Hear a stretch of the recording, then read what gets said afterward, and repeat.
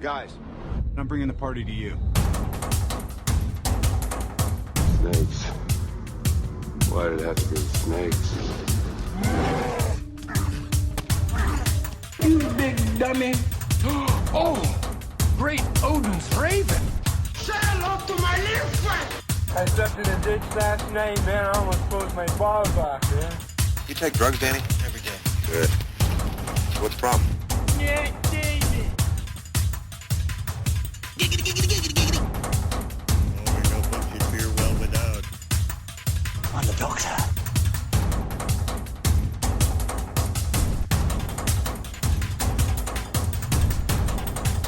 Gangsters, what's up, guys? This aggression will not stand, man.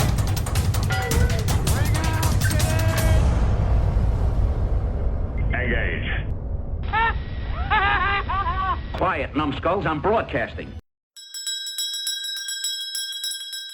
Hey everyone, welcome to the Pulp Culture Cafe. This is season 13, episode 336. So we're just going to jump right into it, and I'm joined again with myself. I joined myself, Scott, our Tits McGee, as people know him, and then Paul, our international correspondent. Hello. Hello. So, okay, we're going to get started. Paul, since you're here like once a month, you're going to start it off.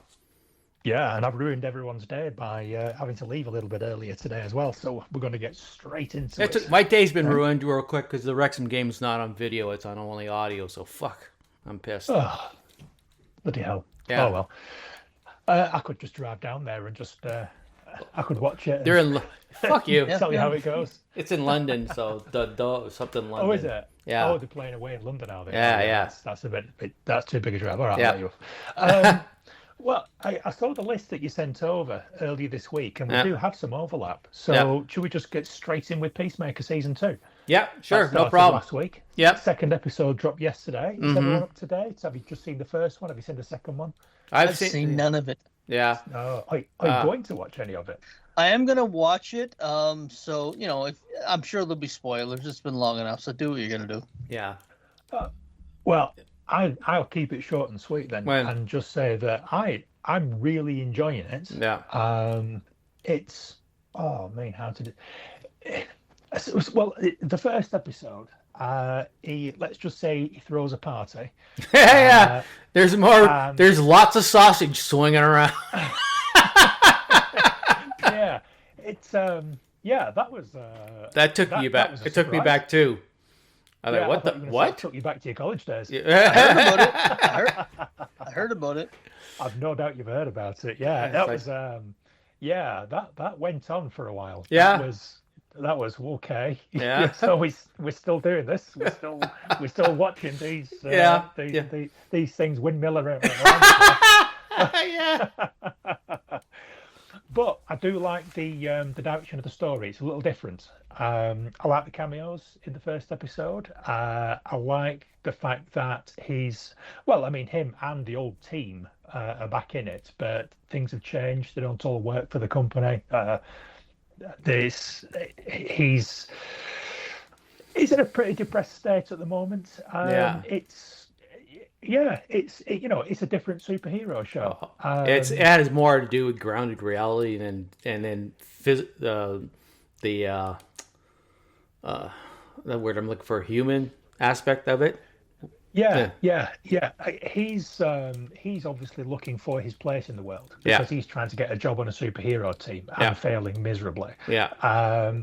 And he gets an opportunity to visit an alternate dimension, which may or may not be a spoiler. Scott might not be aware of that. I won't go into any more detail, but it presents options. Well, we've only seen the one option. Well, because in the previews it makes it look like there's options, right? Yeah. So you might be right. It might just be the one, but I think it's supposed to be a couple. But the way it's working out right now, it looks like it's just going to be the one. Looks like it's just going to be the one. Yeah. I agree with that. But it's definitely a grown-up show. It's sort of a little bit like The Boys in that respect. It's very violent, full of bad language. It's pretty funny in places, but it's interesting. that's the big thing. It's interesting. Mm-hmm. So I'm quite enjoying it. Yeah. John, how about you? It's a little bit harder to getting used to more of a show grounded. It's sort of in / reality where you've got people dealing with their own issues. You know, not so much physical but mental issues, and how to cope with stuff like that. So the second show I kind of lost a little bit of interest, but most of it I am enjoying. Was it Hardwick? Is that the character's name? What's her? I think it's something else. The lady. The blonde woman. Yes. Oh man, what's her name? Dealing with the blonde one. Yeah, the male. How'd the doctor put it? Toxic masculinity. Yes, toxic. Yes, she's dealing with toxic. She's suffering from toxic masculinity. Yeah. So that was kind of. She's going, what the hell? And Annie is much more adult. It's definitely, people are going to assume who don't really follow and keep up that this is just, we can let our kids watch it. It's a superhero thing. Don't do that. No. Yeah. They need to pay attention instead of blaming just like the old days. It's always, you put the TV, you're letting your kid watch it. Well, I didn't know. It's not our problem then, right? You should be letting know what your fucking kids are watching. So yeah. So it's definitely not for that. It's going to be interesting when he seems like he's going to go in there and stay for a bit. He's definitely tempted. Yeah, because it gives him what he always wanted, right? That's right. A stable family life. And you can see him. He's really fucked up, right? He needs to be on a team so he feels sort of normal. Without that, he is fucking lost. Oh, and the vigilante, I think he's insane. He's legitimately insane. He's playing it straight, but he's insane. Yeah. Oh yeah.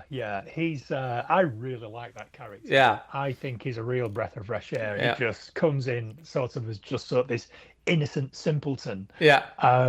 But you just know that if he had to switch it on, then he would kill everybody in the room. Well, they're doing the thing guy. with the one when they're doing the thing with the one Peacemaker, and he's just smiling. Yeah. He's having a great time. I know people I'm pretty sure people complain him to Deadpool, but no. No, it's a different thing. Well, no, what's it? I mean, people say, that's just because he's a comic relief kind of thing, right? Yeah. No, I get that. Yeah, but that's as far as it goes. Comparison is Deadpool. Yeah, he's just comic relief. Yeah, but he is not the same. He is insane. I'm pretty damn sure that if they would take him down, sit him down, he'd be nuts. You should be in a rubber room. Absolutely. Yeah. This is a little spoiler of a gag for Scott, unfortunately, but I feel like I do need to say it because this might even sell it to him a little bit. I don't know. But I do like when Vigilante turned up to help Peacemaker dispose of a body. Yeah. And he just walks. He doesn't even have a car. He just walks up there looking like a geek, and he's carrying this big bucket full of cleaning supplies. Just right through the middle, through the middle of the neighbourhood. Just walks up there. He's got his hacksaws and bone saws. And he's got his sponges and his spray. He's just bonkers. Yeah, he's out of it. He's batshit crazy. Yeah, he has no idea. Yeah. So go ahead. One thing I did notice about this, they changed. I read about it because it was kind of a big deal. Is they retconned the Justice League in the beginning? Yeah. But the only way you're going to see that is to go back to watch the end of season 1. Yeah. I didn't to see if they changed that as well. Well, they had that's they right at the end scene of season 1 they show up. The Justice League, but now it's the Justice Gang. I knew nothing about that until it was on the internet because I didn't need to go back and watch the end of season 1 again. Why bother, right? Well, no, I hadn't remembered that until they showed the Justice Gang, and I thought that's different because there wasn't a Mr. Terrific and there wasn't a Hawk Girl at the time. Did they show at the start of the episode on season 2, episode 1? Did they show that? Did they? Yeah, wow. It was definitely right over my head. Yeah. When you said I don't know what you're talking about, like, wait a minute, I've never seen this, and I know what I'm talking about. So they must have shown it because they were talking about it from the season 2 finale. Sorry, first episode. Wow. Okay. I missed the whole thing then. Okay. Yeah, I forget at what point of the show it was in, but it was definitely in there because I saw that and I thought, holy shit, they've changed it. Oh, they've changed the ending. Okay. Now, what will be interesting is if you go back to watch the last episode of season 1, have they also changed that? Yeah. Because we spoke about this a few weeks, couple of months ago, where they changed the end of Mythic Quest, the series finale, because it was cancelled. Yeah. It was left on a cliffhanger. Then they cancelled it. Then they went back and they inserted a different final scene just to wrap up the series. Wow. So it'd be interesting to go back and check the finale of season 1 to see if they've retconned that as well, or whether they've left it as Zack Snyder's Justice League in that one. Okay. I might have to do that as some form of research. Yeah. But yeah, it was interesting that they changed it. But having said that, they've kept quite a lot from that universe because you've still got in episode 2, and this isn't really a spoiler, but they do have a bit of a flashback to the Suicide Squad where Peacemaker kills Rick Flag. Yeah. And it is the same actor whose name I forget. No, can't remember off the top of my head.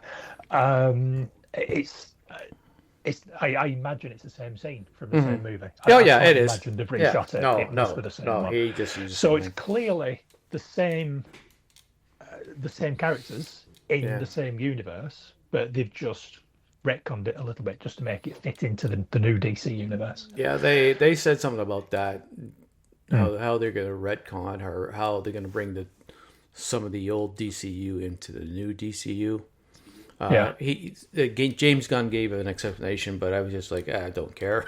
That's how much I paid attention, right? It doesn't even need an explanation. It's like, we're keeping that, and we're losing that, and we're replacing that, and we'll start doing that instead. It's only the deep dive geeks that'll care. Fucking nerds. Yeah, the deep dive nerds. The people who just mouth off on social media. Yeah, you can't do that. Just fuck off. Let me enjoy my fictional TV show. Yeah.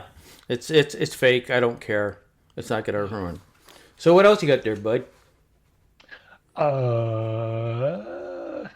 What else do I want to talk about? How about Star Trek: Strange New Worlds? Yeah. Are we up to date on that? Have we seen the latest one? Yeah, I had to go find it, but I found it and got it. Watched it yesterday, so it was up to date on everything. I may not have. What was that about? The Vulcans. They change into Vulcan. No. Okay. I have not seen that yet. But seen everything else. Yeah. Oh, that's a shame. This is quite a controversial one. It's fine. I'm fine. I'm going to watch it. It's fine. The last 3 episodes to me have been really great. The Sealac who ate its own tail, and what is Starfleet, and it's like we had one that showed like the history of something that might happen. I mean, the only thing I hate about some shows is you when you start creating a past history, you fuck up what has been. So they kind of did that with this too, with the solid. And then what is Starfleet was an excellent show to show what's like what it is to be in Starfleet and the difficulties. Yeah. And then we have a comic episode, right? So they were all. I enjoyed all 3. So yeah, me too. The last time we spoke about Strange New Worlds, I think there'd only been 2 episodes. Yeah. And I think the first one had a Q in it, and I was a bit down on that. Yeah. And I said at the time, my problem with that episode was that the crew of the Enterprise, or the whole cast, had absolutely nothing to do with the resolution of that. Mm-hmm. There was nothing they could do about it. Yeah. They didn't win. They didn't, and we compared it to when Q was in The Next Generation, and Picard always got the better of him. Yeah. Somehow. But that same character is originally introduced in the Star Trek, the original series, and it was Kirk that beat him. This, like you said, that episode, it was just it was just Q's dad had to come down and pull him out. I didn't agree with the direction of that story, but we've had like 4 or 5 others since then, and they've been different, and personally, I think that is a good thing. I think that's what Star Trek should be. I think they should be trying different things. They should be trying different stories. They should be focusing on different characters. Sometimes it works and sometimes it doesn't, but I appreciate them actually taking risks and trying to do something different. And the latest one, which was more of a comedic type episode, quite a lot of it hit with me. I thought it was quite funny. Yeah, I did. I enjoyed it too. There was a couple of moments in there where a proper laugh out loud, to be quite honest with you. Some of it I thought, okay. But some of it really got a chuckle out of it. But it's getting a real bashing online. This current season, there's they've been up and down a lot. Yeah, we're talking about like the mouthpiece, loudmouth, sort of social media warriors. And they're always criticising everything and saying that it's all rubbish and it's shit and it's not as good as it used to be and all this, that, and the other. And maybe it isn't. Maybe it isn't as good as it used to be. But it's still a decent Star Trek show, and I'm still enjoying it. Yeah.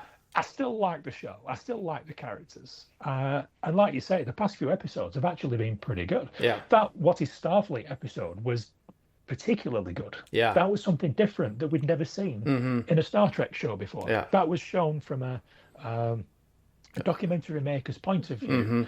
And you can see how Starfleet could be seen as sort of an oppressive empire in some respects. You know, flying around at a starship full of lasers and torpedoes and soldiers and guns and things, you know.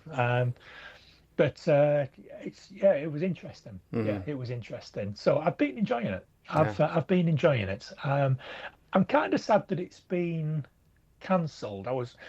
The more of this season that I watch, now we've got Mr. Scott in it a little bit more, we've got Kirk in it a little bit more, Uhura's already in it. Spock, I think, has been pretty good this season. Yeah, I think he's been quite interesting. His involvement in all of the episodes, to be quite honest. I think he's been the main guy. I think he's like the main character, even more so than Captain Pike, who seems to be a background character in this season. Well, I think he was last season as well, if I remember correctly. And I kind of hoping that they're going to make an original series reboot with the characters that they've introduced in Strange New Worlds, but I've seen nothing about that happening whatsover. But you haven't seen about it happening. My fingers crossed. Nothing about it happen, but everybody who's involved, who plays, like the guy plays Kirk and Spock, and they're all, let's do it. We want to do it, right? Yeah. So. I mean, why introduce those characters if you're not going to actually go ahead? Just make a season, just make 6 episodes or something. I only have to make 2, right? Let's say their 5-year mission, right? Yeah. You could make 2 seasons that could cover with the original one. Absolutely, they could. Yeah, absolutely, they could. Yeah, because the original one there was like 3 seasons, wasn't it? Something like that. Yeah. They could easily do that. Whether they will or not, I do not know. But yeah, I'm despite it being different, despite sort of the ups and downs, I think it has at this moment in time. I'm still enjoying it. I'm going to be sorry to see it go, to be quite honest. I know it's not as good as the first season. There aren't many things that actually are. I mean, Discovery, really good first season, nosedived. Yeah. Strange New Worlds, excellent first season. And I won't say nosedived, but it's just. You could say it's been on. It could be on 5.5 season, because the season 2 is Discovery was basically Enterprise, right? Yeah, more or less. Yep. Yeah. It had her there, but it focused a lot on being aboard the Enterprise and shit. So yeah, that's true. I want to go back and watch that now. I think the worst thing they could have done was announce it was being canceled, because at that point in time, you've got a plethora of people who said, okay, it's canceled. Now let me tell you how badly it sucked and why it was canceled. And that's what you're getting for the negative feedback. I mean, that's the worst thing they could have done by saying it was canceled. There are a couple episodes this season. The Q one I wasn't a fan of, and that whole murder mystery one with the holodeck was kind of in there. But other than that, I've enjoyed it pretty much this season. The episode with the underground labyrinth. Do you guys see Aliens versus Predator, the one in the ice in 2004? Yes, it probably did. It had the same type of lighting on the suits. Yeah. And when I was watching that entire episode, when they were, getting lost from each other and in different areas, and everything kept shifting, I'm thinking someone saw that movie, because that whole episode was very laden with a lot of stuff from that movie. And the lights on the uniforms of the first of it, I went back and looked at the stills. It's the same type of setup. So, yeah. But I actually. I'm enjoying it for the most part. I mean, I think they are going to do something from what I've read with Kirk. And I don't know if it's going to be an original series, but it is going to be Kirk. I mean, but yeah, I think the biggest problem that show has coming for it is the fact that they said they were going to cancel it, because there's something mental when you tell something's canceled. A, it's not good enough, so why am I watching it? And B,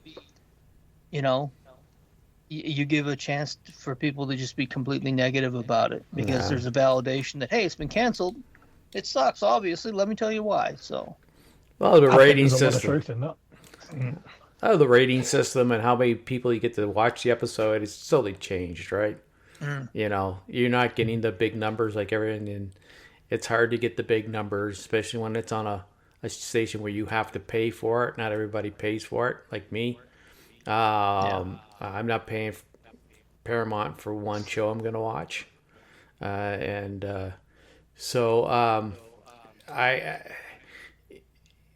the other thing I look at too is that as the years go by, because it's not consistent, like next season, it's like season, there's like a 2-year gap. Yeah. And, people get a little tired of waiting. Yep. And then when it comes in, we've been sticking. Now you're going to cancel on us. We've been sticking with you. And expense, that's not a cheap show to make. And Paramount's been in trouble for a while financially, and that's part of the reason why some of their shows have been canceled, especially the lower performing ones, is they've had money issues, and I think that's part of it. They just needed to cut. Well, I love the music, though. Yeah. I love the feel of that show, like the music and the graphics. When I sit down, it's like, this feels like an old school Trek show. I love that about that.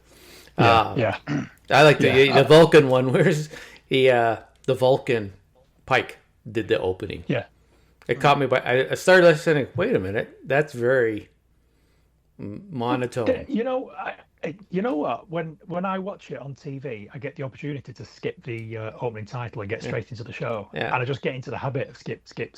I don't watch the opening credits every week. Yeah. I've seen them. I know what it sounds like. I know it looks great. And I didn't know that. Yeah. So I might have to go back and watch that. Yeah, very monotone. Very monotone. Very, very. Right. Yeah. I'll watch that. And so that's it comes down to expenses too, and you're not getting tons of movies. You're not getting people. And Scott says Paramount's in the, in the thing. That's why they got sold to this certain company that who knows how things are going to turn. Yep. Yeah, because of their views politically and stuff, how things will change. The Sealock who ate its own tail. I thought that was really good. That's the only one I had. He talked about the Red Conning and this group of astronauts going up to space, and they were still separate countries. They were still the USA after World War III. So yes, yeah, and then going up and then having to evolve in space to stay alive, and basically losing their humanity. Right? They didn't care who it was. We need to live, so we're going to take whatever we get. Yeah. Interesting design on the ship. Yeah, look at giant turtle. Yeah, giant turtle. Like. Yeah, that's right. Yeah. That No, it wasn't, was it? Right. No, I was going to say, was that the same storyline as the Starfleet documentary one? No, It no, that's wasn't. different. That was The after. Starfleet documentary one was with the big alien butterfly thing. Yeah, wasn't yeah, it? yeah, yeah. That's right. Yeah, yeah. So, It was what? basically the Reavers in Serenity. Yeah. Where society, where they've gotten so aggressive that they're just going around scavenging people, taking their shit, and the ship just keeps getting bigger. Yeah. That's one thing I noticed about the ship. It didn't even look like it was just a blob of other ships that they had just scavenged over the thing. And it reminded me of the scavengers, the Reavers from Serenity. So gradually they've had to make decisions that we have to do this, and then gradually those decisions became who they were. They did no longer make the decision, should we or should we not. Let's go. So, well, it's a generational thing as well. Yep. People got so far removed from the original mission, but it just became about survival at any cost. And each generation, point, didn't it? and each generation loses more of the humanity, right? Because I grew up. Okay, we had some, then we had a little bit less, to the point where each generation. Well, they said 7,000 people on there. That they just anybody else, it was just them, nobody else. And as you said, like the Reavers. If you see shows like the 100, that plays through where you just things fall apart. That's just the way it works. Mm-hmm. Jurassic World Rebirth. Yeah, go ahead. You really want to talk about that, don't you? I want to talk about mute. I want to have the discussion we talked about the last time, because you told me to look for something in the movie two things that I would be able to say. And I'm trying to think. There was one part that reminded me of Indiana Jones.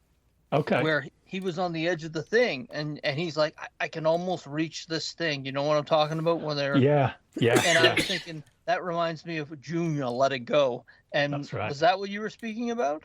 It actually wasn't. I'd forgotten about that. Okay. No. The one of the ones I was thinking of was quite near the start, where they're chasing down the water dinosaur. And Scarlett Johansson is basically Quint from Jaws out on the plank at the front of the ship, waiting to shoot this. And that I thought, that's just Jaws. That is literally just Jaws. That's exactly Jaws. But the second one that really stood out. It's only very, very brief, and I wasn't sure whether you'd see it or not. I might have put a bit too much pressure on you. But right at the end, and this is spoilers for everyone who's listening to this who hasn't seen it.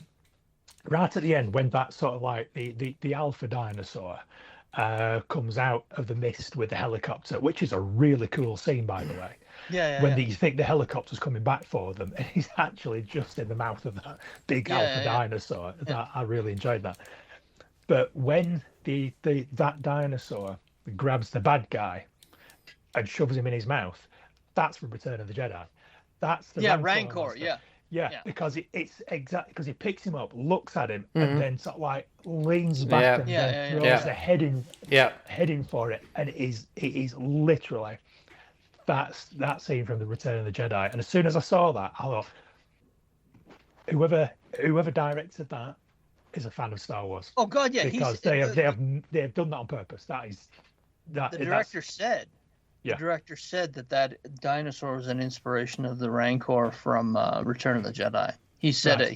I can't remember the director's name now, but he's a fucking good director too. He's done a bunch of. He did what the fuck was that? Oh, he did Rogue One. I mean, that was his baby. That's right. Was it Gareth Edwards, something like that? Yes, Gareth Edwards.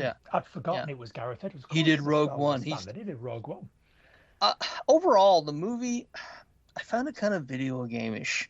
We're going to fight the dinosaurs here in the water, and then we're going to move to the inland, and then we're going to move to the cliffs, and each thing, and even the thing that they were trying to take out of it and then pop, it was almost like when you're going around a video game collecting stuff. Yeah. So I did find that, and it felt like at one point in time there was actually two movies going on. There was the one with Scarlett Johansson, then the one with the family.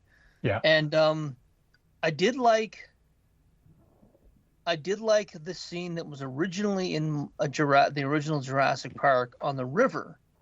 However, even I noticed when I was watching it, the dinosaur swims by them, and it looks like that water's at least 40 feet deep. It's pretty deep.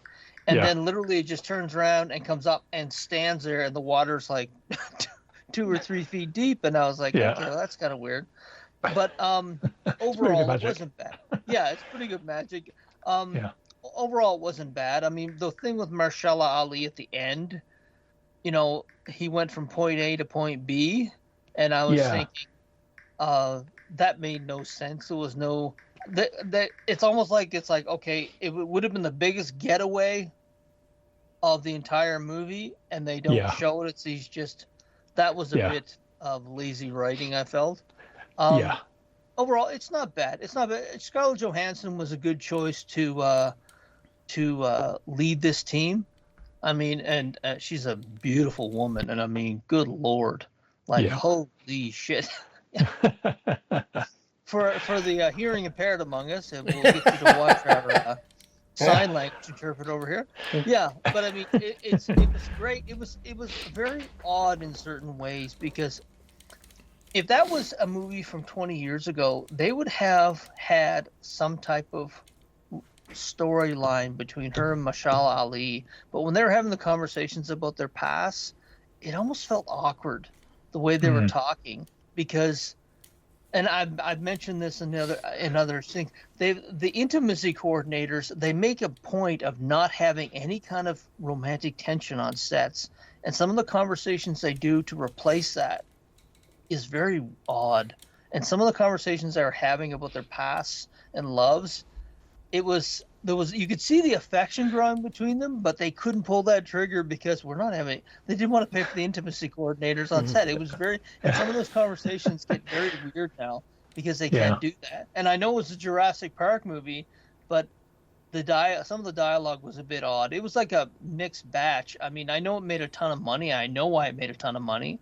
I thought Rupert Prince, I think his name is, the bad guy. Yes, Rupert Friend, I think he's called. Yes, Rupert Friend.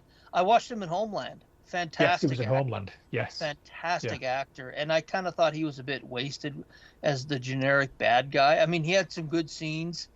You know, the scenes in the museum were really great. And the beginning, I thought that was a great build-up. Good actors.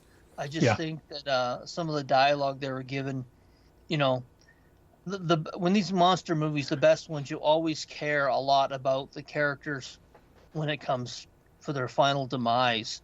And I found the dialogue, the ones that did go, I was like, yeah, okay, you know. And the family, when they were going through it, I was like, there's a couple of times I was thinking, God, not very good acting. And I was like, I don't care about this character, but I knew they were going to make it through to the end because they're not going to kill that family, right? So. No, I felt sure that CGI was very good. Yeah. I'm not sure. I know it's got dinosaurs in it, but did it feel like a Jurassic Park film to you? They've become aliens. That there's kind of a discussion going on now that a lot of these creatures are being used as props. Like The Walking Dead was when it first started. Like the zombies weren't the main characters; they were like the side characters that they used as props. Yeah. So. Yeah, that's the only thing. Having said that, it didn't really feel like a Jurassic Park film to me, but I did enjoy it because while I was watching it, I actually took myself off one afternoon and watched midweek matinee of it, and there was a point where I was sat there thinking, I wish I got myself some popcorn. There was this massive queue ahead of me. Because I pre-booked online. I was only going to go and get the popcorn and the drinks at the counter, and there was a massive queue, and I thought, I just can't be arsed. So I thought, I'll come out and get some after the movie started. And I was waiting for a quiet moment in the film where there was clearly nothing happening, and I couldn't find one. It didn't happen. Just a roller coaster. Yeah. So, you know, to its credit, it rolled into one interesting and/or exciting bit after another. It certainly rolls along. There was nothing wrong with it as far as it being a decent film goes. Didn't really feel like a Jurassic Park movie. The one thing that I bumped into was that Rupert Friend landed on using Scarlett Johansson for this extremely important mission that was going to make them the richest people in the universe for the rest of time. And she was the one. She was the only choice. She was the one they needed because she's the best. And they were paying her literally tens of millions of dollars to go and do this one thing. Yeah. And when the boat's chasing after Jaws, and she stood there like, oh, tell you what, I'll shoot that because I'm the commando and this is what I do and this is what I'm here for. She misses. I know. Misfire and misses it. I thought, it's a massive dinosaur right there, right off the side of the boat, and she misses it with the first shot. And it's like, I after that point, I thought, I don't have any respect for the character as the specialist that you're trying to make us believe she is now, because she fucked up the first time she had an opportunity to show us what a badass she was. She fucked it up. But the best rebuttal I could put to that was she looked fucking amazing in that white tank top and jeans. Well, fucking amazing. Yeah. You can miss as many times as you want. I'll just be stood here watching. Just keep playing it over and over and over again. Yeah. Let's not kid ourselves, gentlemen. Excellent point. No, not really a criticism as such. It was just that one element of the movie I really bumped into. I thought, come on, you've been trying to sell her as sort of like the biggest badass in the world, who's the only person who can pull this off. First shot, missed. You know, I know. I think someone might have bumped into her, or the boat moved, or something like that. It's like, come on. Surely you've like fired a gun from a moving helicopter before now, or something. Your special forces. But aside from that, popcorn movie. It made a lot of money, and I'm telling you, that's what it's there for. So, not bad. You know what? I'd watch it again. Yeah. You know, if I needed to kill an afternoon or an evening, I'd put it on. I'd have a great time. I'll put it on. Just fast forward it to that point, the movie. I'll just fast forward to that. Put it on repeat. I think there were too many characters in it, which is a shame because it was a really good cast. Aside from the younger members of the family group, like the dad of the family, he was in Lincoln Lawyer on Netflix. I've seen him in one or two other things as well. He's actually really good. So that's absolutely fine, but I don't think the family needed to be there. I think they did for the marketing because it needed to be a family movie that you can take your kids to. And that's why, because they needed the little girl to fall in love with that little baby dinosaur thing, which didn't pay off in any way whatsoever. It's literally just marketing tools. So they didn't need to be there. There's too many characters, too many good actors in there. It's like you got the what's his face, who was a bad guy from Deadpool, who died quite early on. Yes, it's like he's a decent actor, and you've killed him. Like he's only been on screen 5 minutes. And that took me by surprise. I thought, wow, okay, game on, and then no one else dies. There for the paycheck. Yeah, there for the paycheck. Yeah, exactly. Where to next, gents? Did we talk about Fantastic Four last time? We did not. Oh, okay. I didn't think so. I didn't think so. Take us away, Scott. Because I think I'd seen it, because I went to see it on opening day, if I remember correctly. Yeah. I would say it's the best movie of the summer so far. Just from period, or just of that genre. Of the movie theater that I've seen. Okay. I thought Galactus was incredibly well done. That was worth the price of admission right there. I mean, it looked fantastic. The CGI again in that film looked fantastic. Galactus, that's fucking Galactus. They did it very well. A lot of the stuff that a lot of the online shit that was being bandied about never came to pass. Johnny Storm was a pretty good character, great actor playing him. Pedro Pascal was actually pretty good as Reed Richards. The actress's name who played Invisible Girl is escaping me at this moment. Is it Vanessa Kirby? Yeah. Yes, Vanessa Kirby. Yeah. She was great as Invisible Girl. The movie trucked along pretty good. There was a bit of controversy about who played Silver Surfer. It was the variant. It was a variant universe. It's not that big of a deal. And the actress is fantastic. She has much more of a range, and she was playing. But just a side note there, you see the little meme out there talking about it shows Johnny come back and he's got silver all around his lips. You don't have to worry. I saw that. But I mean that was nice the way they set it up. I mean it's I thought it was well done. I thought I was pleasantly surprised because I didn't know where they were going to go. But I thought after Thunderbolts, and I enjoyed that much more than I thought it would. I said, on okay, Disney Plus now. Yeah, Mm-hmm. yeah, it's on Disney Plus now. Yeah. Soon I'm going to watch it again this weekend. But I thought that it was very well done. But Disney has a marketing problem. They absolutely do, because that was easily, 5 years ago that would have been an $800 to $900 million film, and it's barely, I think, gonna hit 450. I mean, Disney has a marketing problem. And, I'm gonna say fatigue too. I don't think it's fatigue. I think a lot of, and I've mentioned this before, I'm not gonna rehash it, but there are 4 groups that have kind of left them, and if they don't get them back or replace them, after Secret Wars, which I think is out in 26, 27, if those are just and make between 300 million and 500 million, they're going to look at things like Lilo and Stitch, which is making them $1 billion. The Disney folks, the Disney bean counters, are going to say, wait a minute, we're making these movies that are getting us $150 million in profit, and then there's Lilo and Stitch and the other Disney properties that are making them fucking 500, an Avatar and so forth. Why are we making these movies anymore? And I think they may put them on the shelf. These 3 movies needed to perform. Everyone was talking about Deadpool last year that made $1 billion and we're back and that kind of shit. And I was sitting there saying to myself, no, these 3 movies this year, which all kind of underperformed, were the test. And I don't know how Secret Wars becomes a hit after this, but we'll see. But if it doesn't, I think they'll mothball the Marvel franchise. And I think some people lose their jobs there, to be honest. They'll get rid of Kevin Feige and bring in somebody new and young, and it'll make it worse. I don't think Kevin Feige and probably 100 to 150 people in that company. They'll just say, okay, you know what? You guys have been spearheading this for 7-8 years now.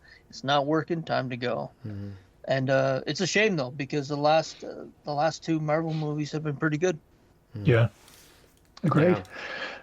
It's a real shame. It is. They really, really needed to get this movie out years ago. I mean, can you imagine if this was a Phase 2 or a Phase 3 movie?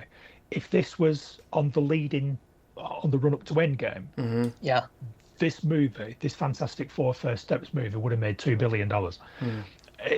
It's because I think, did Endgame make $2 billion, or have I made that up?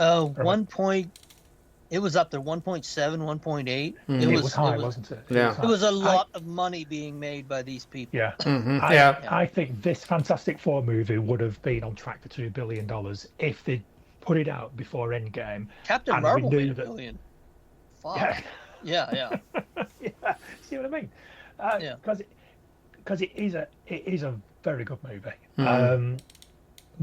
I'm looking forward to watching it again because, excuse me, this might be a little controversial, but my concern is that this Fantastic Four First Steps movie is going to go the same route as Wonder Woman.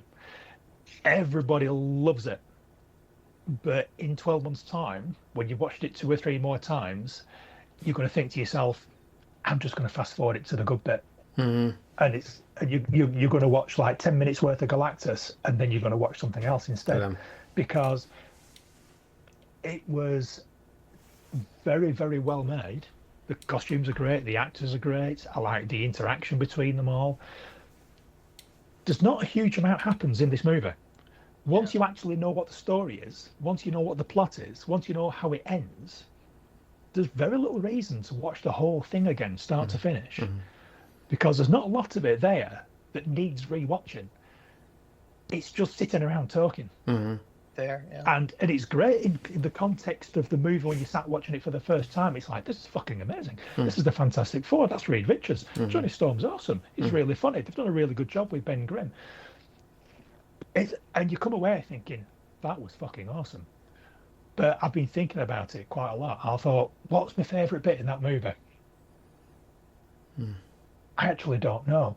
It didn't have that moment. It didn't have that moment. A lot of movies, good movies. I mentioned this at Thunderbolts with Bucky on the road there. I said it didn't have that moment where you're like, perfect. That's the Fantastic Four. And Thunderbolts had about 3 of those moments. Yeah. They had the opening scene where they were all trying to kill each other. You had Bucky coming on the road, coming up behind them, blowing up all that shit. Right at the end, massive action sequence. Yeah.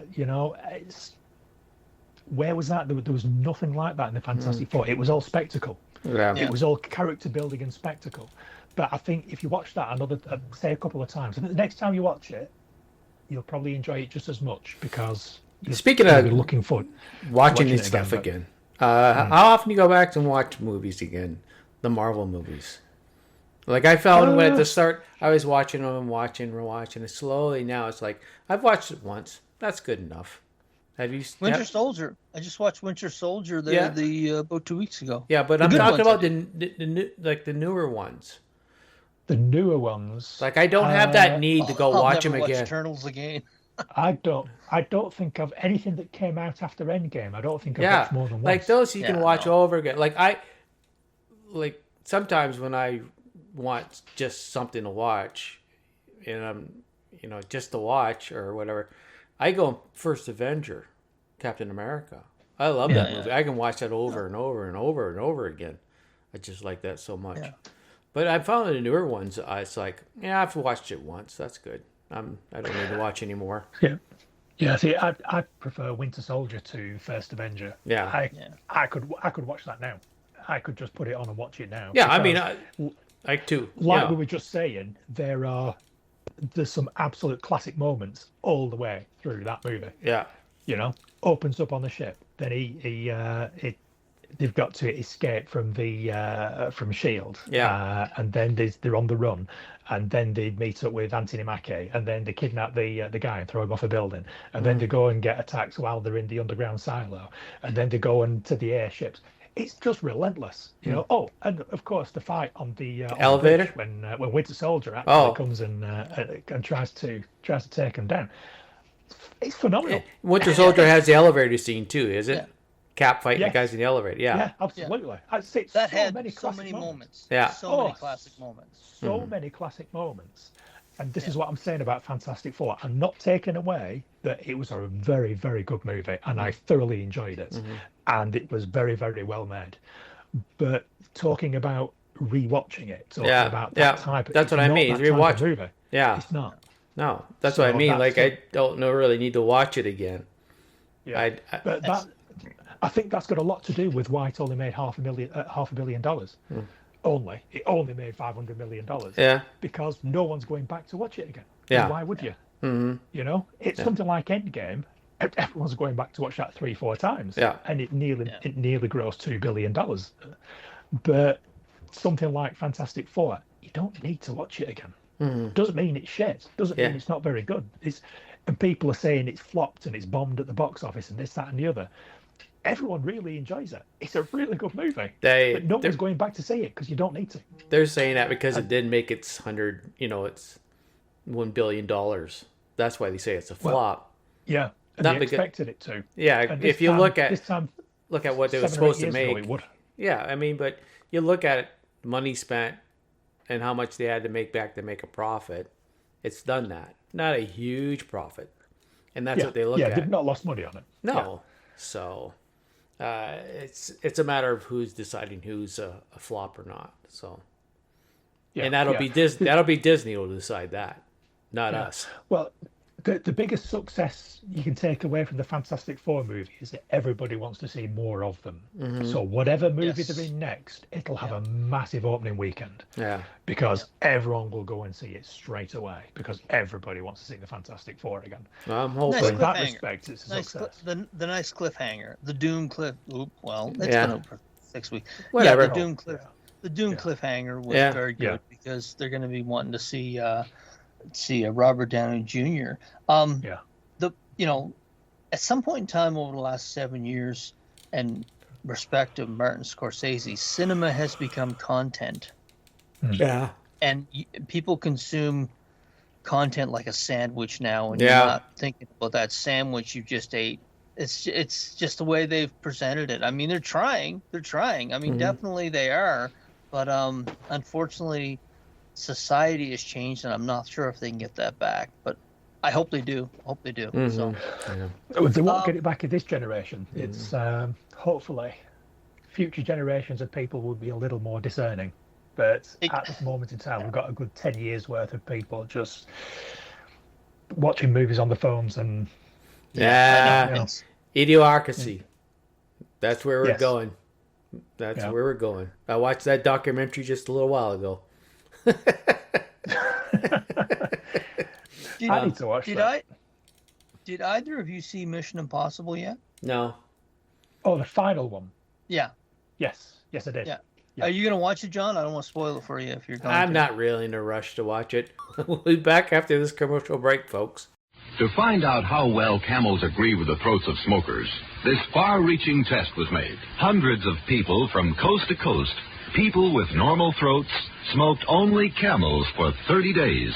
Each week, leading throat specialists examined the throats of these smokers.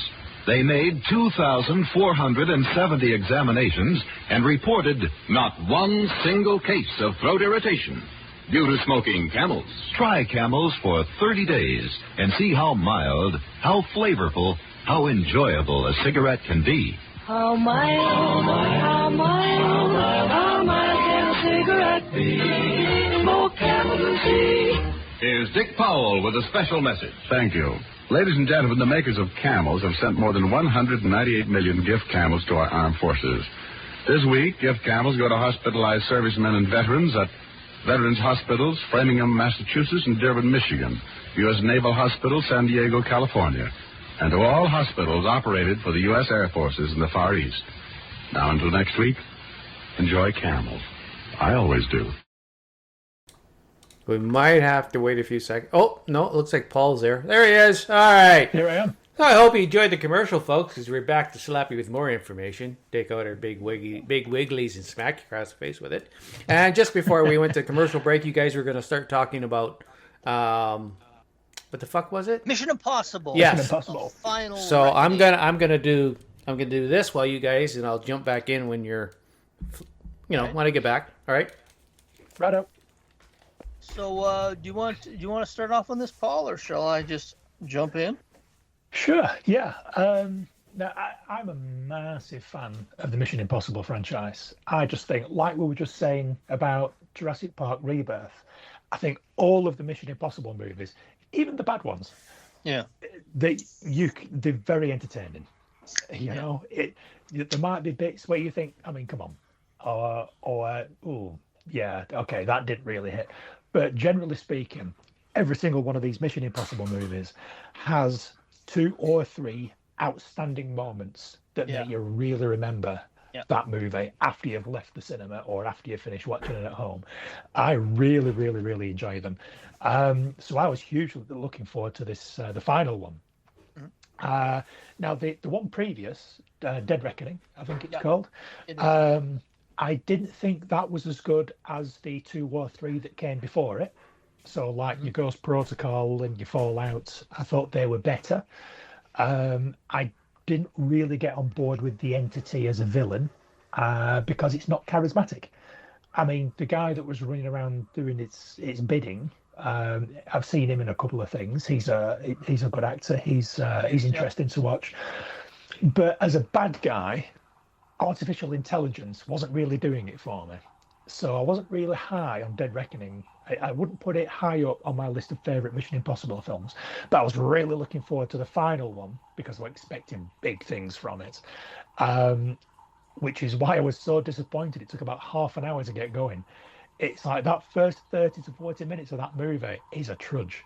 It is sitting through a lot of exposition. It's sitting through a lot of nostalgia. I want a chase. I want a car chase. I want an aeroplane to crash. I want something to happen. And after that first 30, 40 minutes, it turned into a really good action movie. There were some outstanding moments in there. not least of which was the biplane chase at the end. It was like watching Maverick, like World War II Maverick, just like these two airplanes just going down this ravine. He's fucking doing that too. He is doing that. It's unbelievable. Christ. You're and watching that's what on makes this... it better. Yeah. You're like, You're okay, watching he's there. He's Yeah, there. You know? Yeah, it's a real stunt. It's practical. There's no CGI. There's no special effects. He's doing that, and you can respect that. When you're watching it, it's more exciting because you know someone's actually doing it. So it's not outrageous. It's not that unrealistic because it can be done. Clearly, someone's actually doing it.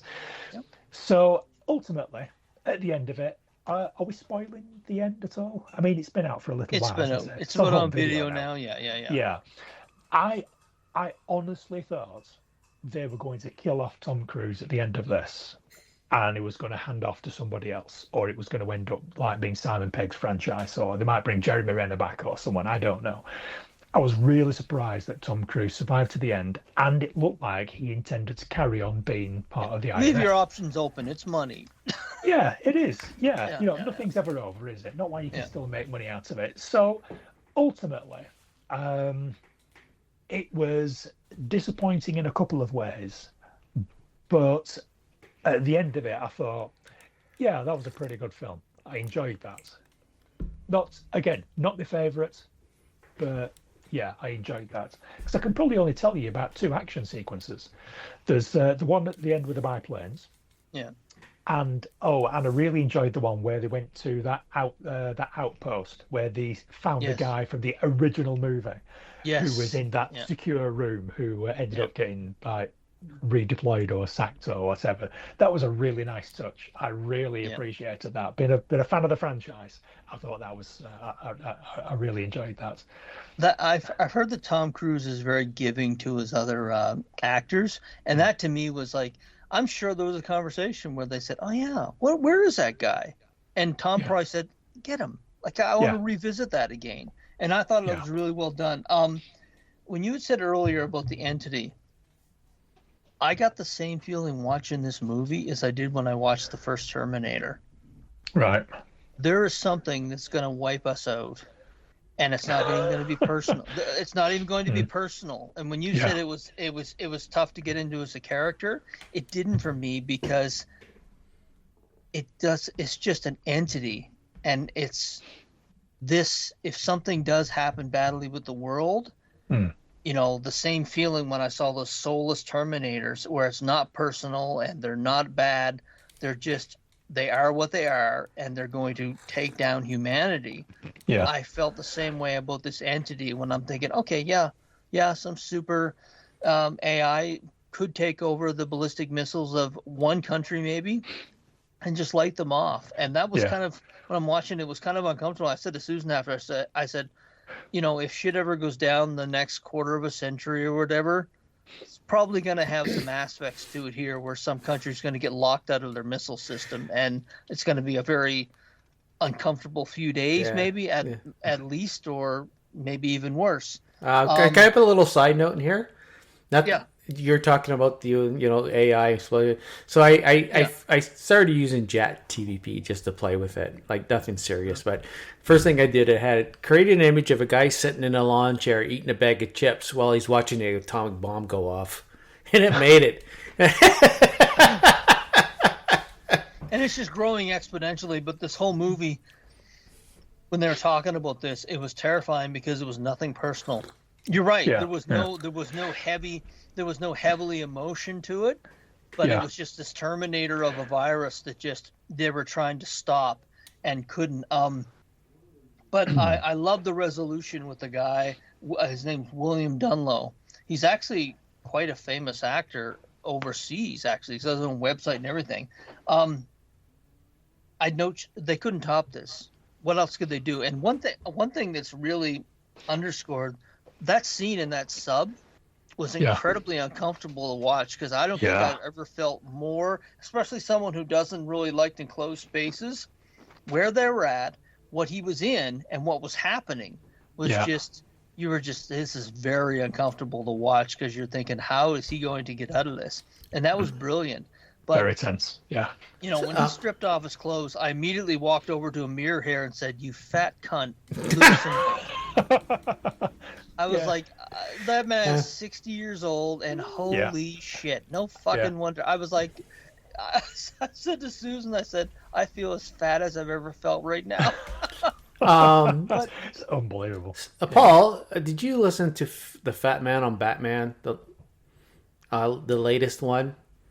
Yes. Do you remember Mark talking about how they make those movies now? And he had confirmation of how they did it? How they make Mission Impossible? Yeah, it's basically Tom comes up with an idea of a stunt like that. Yes. Oh, yeah. And then basically they do and then they fill in between the connected. Yeah, so that they actually get to that action sequence. Yeah. I'm not against it. You know, I just thought that was really interesting. You know. Yeah. Well, there's a classic interview with Matt Damon where he said he was talking to Tom Cruise, and Tom says that I had this idea for a stunt, and the stunt coordinators didn't think we could do it. We just could not do it. So I got another stunt coordinator. He said, hey, he just like, no, I won't take an answer for it. I'll just find someone who'll say yes and show me how to do it. Mm-hmm. One thing is Miss Haley Atwell. My goodness, what a lovely, lovely woman. She was in there too, and she has some great fight scenes. And again, you could tell it was her in those fight scenes. She didn't use stunt doubles for, not that I remember seeing anyway. It was her literally just, in those fight scenes, and that was great. Clocked in at about 2:49, and I found it flew by. We watched it here at home on the TV, and the cinema. Every movie he does, it feels like cinema. Yeah. Like you feel like you're watching an event movie, and that's one of the things that I think you're gonna miss when he's not doing these. And I'm guessing this is probably one of his last action franchises. I may be wrong on that, but he knows how to do event action cinema. So I enjoyed it though. It was really well done for the most part. Well, he doesn't make movies for home video, does he? He makes movies for cinema. Yeah, and that's what makes them so good to watch over at the cinema. No, what you were saying about the AI, I do actually completely agree with you. And I think that was part of the problem. I think it was too real. It was this absolutely could happen this afternoon. All of a sudden, ChatGPT or some AI super robot that's been developed in Silicon Valley is going to think, hang on a minute, why am I making pictures of people sat in deck chairs eating chips watching an atomic bomb go off when I could actually seize control of all these nuclear missiles and just actually make the bombs go off? And it's a very real thing, and it is scary. That is 100% true. And I think for me that might have been part of the problem, because it is terrifying. On a psychological level, anyone who grew up in the early 80s when that threat of nuclear war was still there. I mean, Susan said to me while she was watching it, in the 70s, they still had those drills where they would, go under the desk like a fucking little bit of wood and metal was going to stop a nuclear weapon. But anyone who was in their, in their 50s and 60s now, who went through that really tense time in the 70s and 80s, when something like this, where it's no longer men and women in charge, it's just an entity that by you not being here, it's better for them. It's very uncomfortable to watch. And there's been a few of them. There was a series, Jericho, that was on about 10 years ago. Same idea, where you're thinking it was a very realistic version of what could actually happen. It was very uncomfortable to watch, and that's kind of what I got watching this too. My area is the country must have been didn't care. I live right by Detroit. We never did any of those duck and cover stuff. Oh. Yeah, you probably thought you were safe. I mean, we didn't do duck and cover, but I definitely remember that era. I was born in 72. I remember the 80s very well. And I was terrified. It's like my mum and dad used to assure me that we were so far north in England, and because of where we were near to the Pennine Mountains, and because of the wind pattern and the weather, then we would probably not get too much radiation if they bombed London. Wow. And that kind of made me feel a little better. But probably bullshit, because they're not just going to bomb London, they're going to bomb all the strategic cities all over the country. So wow. we're close enough to Manchester or Liverpool to get it. So my town must have been full of stupid people. I don't remember any of that stuff. Worried about the bombs, worried about where. I never. There's a saying, John, that if you don't know who your village idiot is.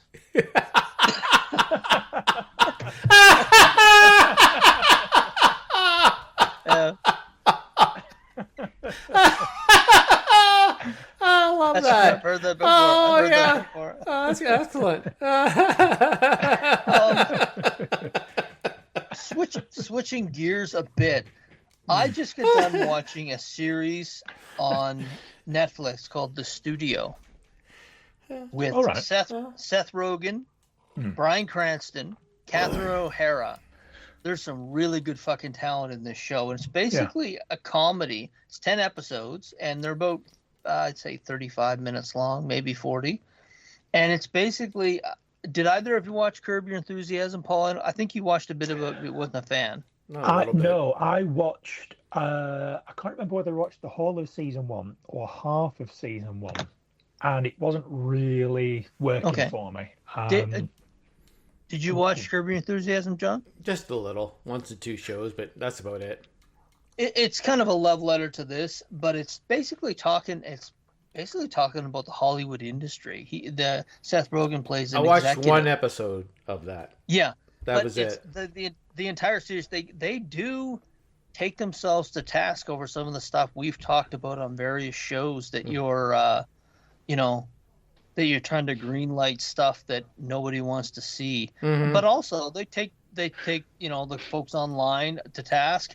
And it's one of the shows that they slide the little jokes in, and unless you're paying attention, you're not going to get it. But I enjoyed it. When I saw Catherine O'Hara was attached, she's basically retired, and same with what was that show here in Canada? I've lost it. Schitt's Creek. Schitt's Creek. When she finds something she likes and she thinks is brilliant, she will go in on it. And she was in this, and Bryan Cranston. Her and Bryan Cranston are fucking phenomenal on this show. It's really well done. Bryan Cranston. I haven't seen him in comedy in a while, but he's good at comedy and he's good at physical comedy, which he plays the head of a studio, which I'm sure he's wanted to play for his entire life because he just tears it up. I mean, it's as I said, it's 10 episodes. It's really well done. It got like 19 Emmy nominations, and I know part of that is Hollywood jerking itself off because it's a lot of it's very much the progressive wing of Hollywood, but it's very well done, and they take the piss out of themselves. They do. And the one who played Agatha, Catherine Hahn. Oh, yeah. Catherine Hahn. In it. Yeah. Yeah, Catherine Hahn. It's a very, very good cast. Yeah.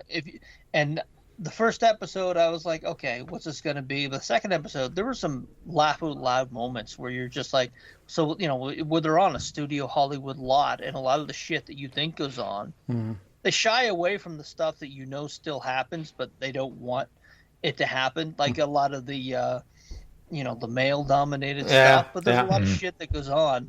Everything from parking spots to who can go where to who can go to what parties. That shit still happens. And each show is kind of a send-up on specific things that happen. Like, they're making a Kool-Aid movie, for instance. And how do we make this thing interesting? And can a black man voice it? And if he voices it, and they go into race, they take stuff like that head on that's been going on, where they're like, okay, wait a minute, we need representation.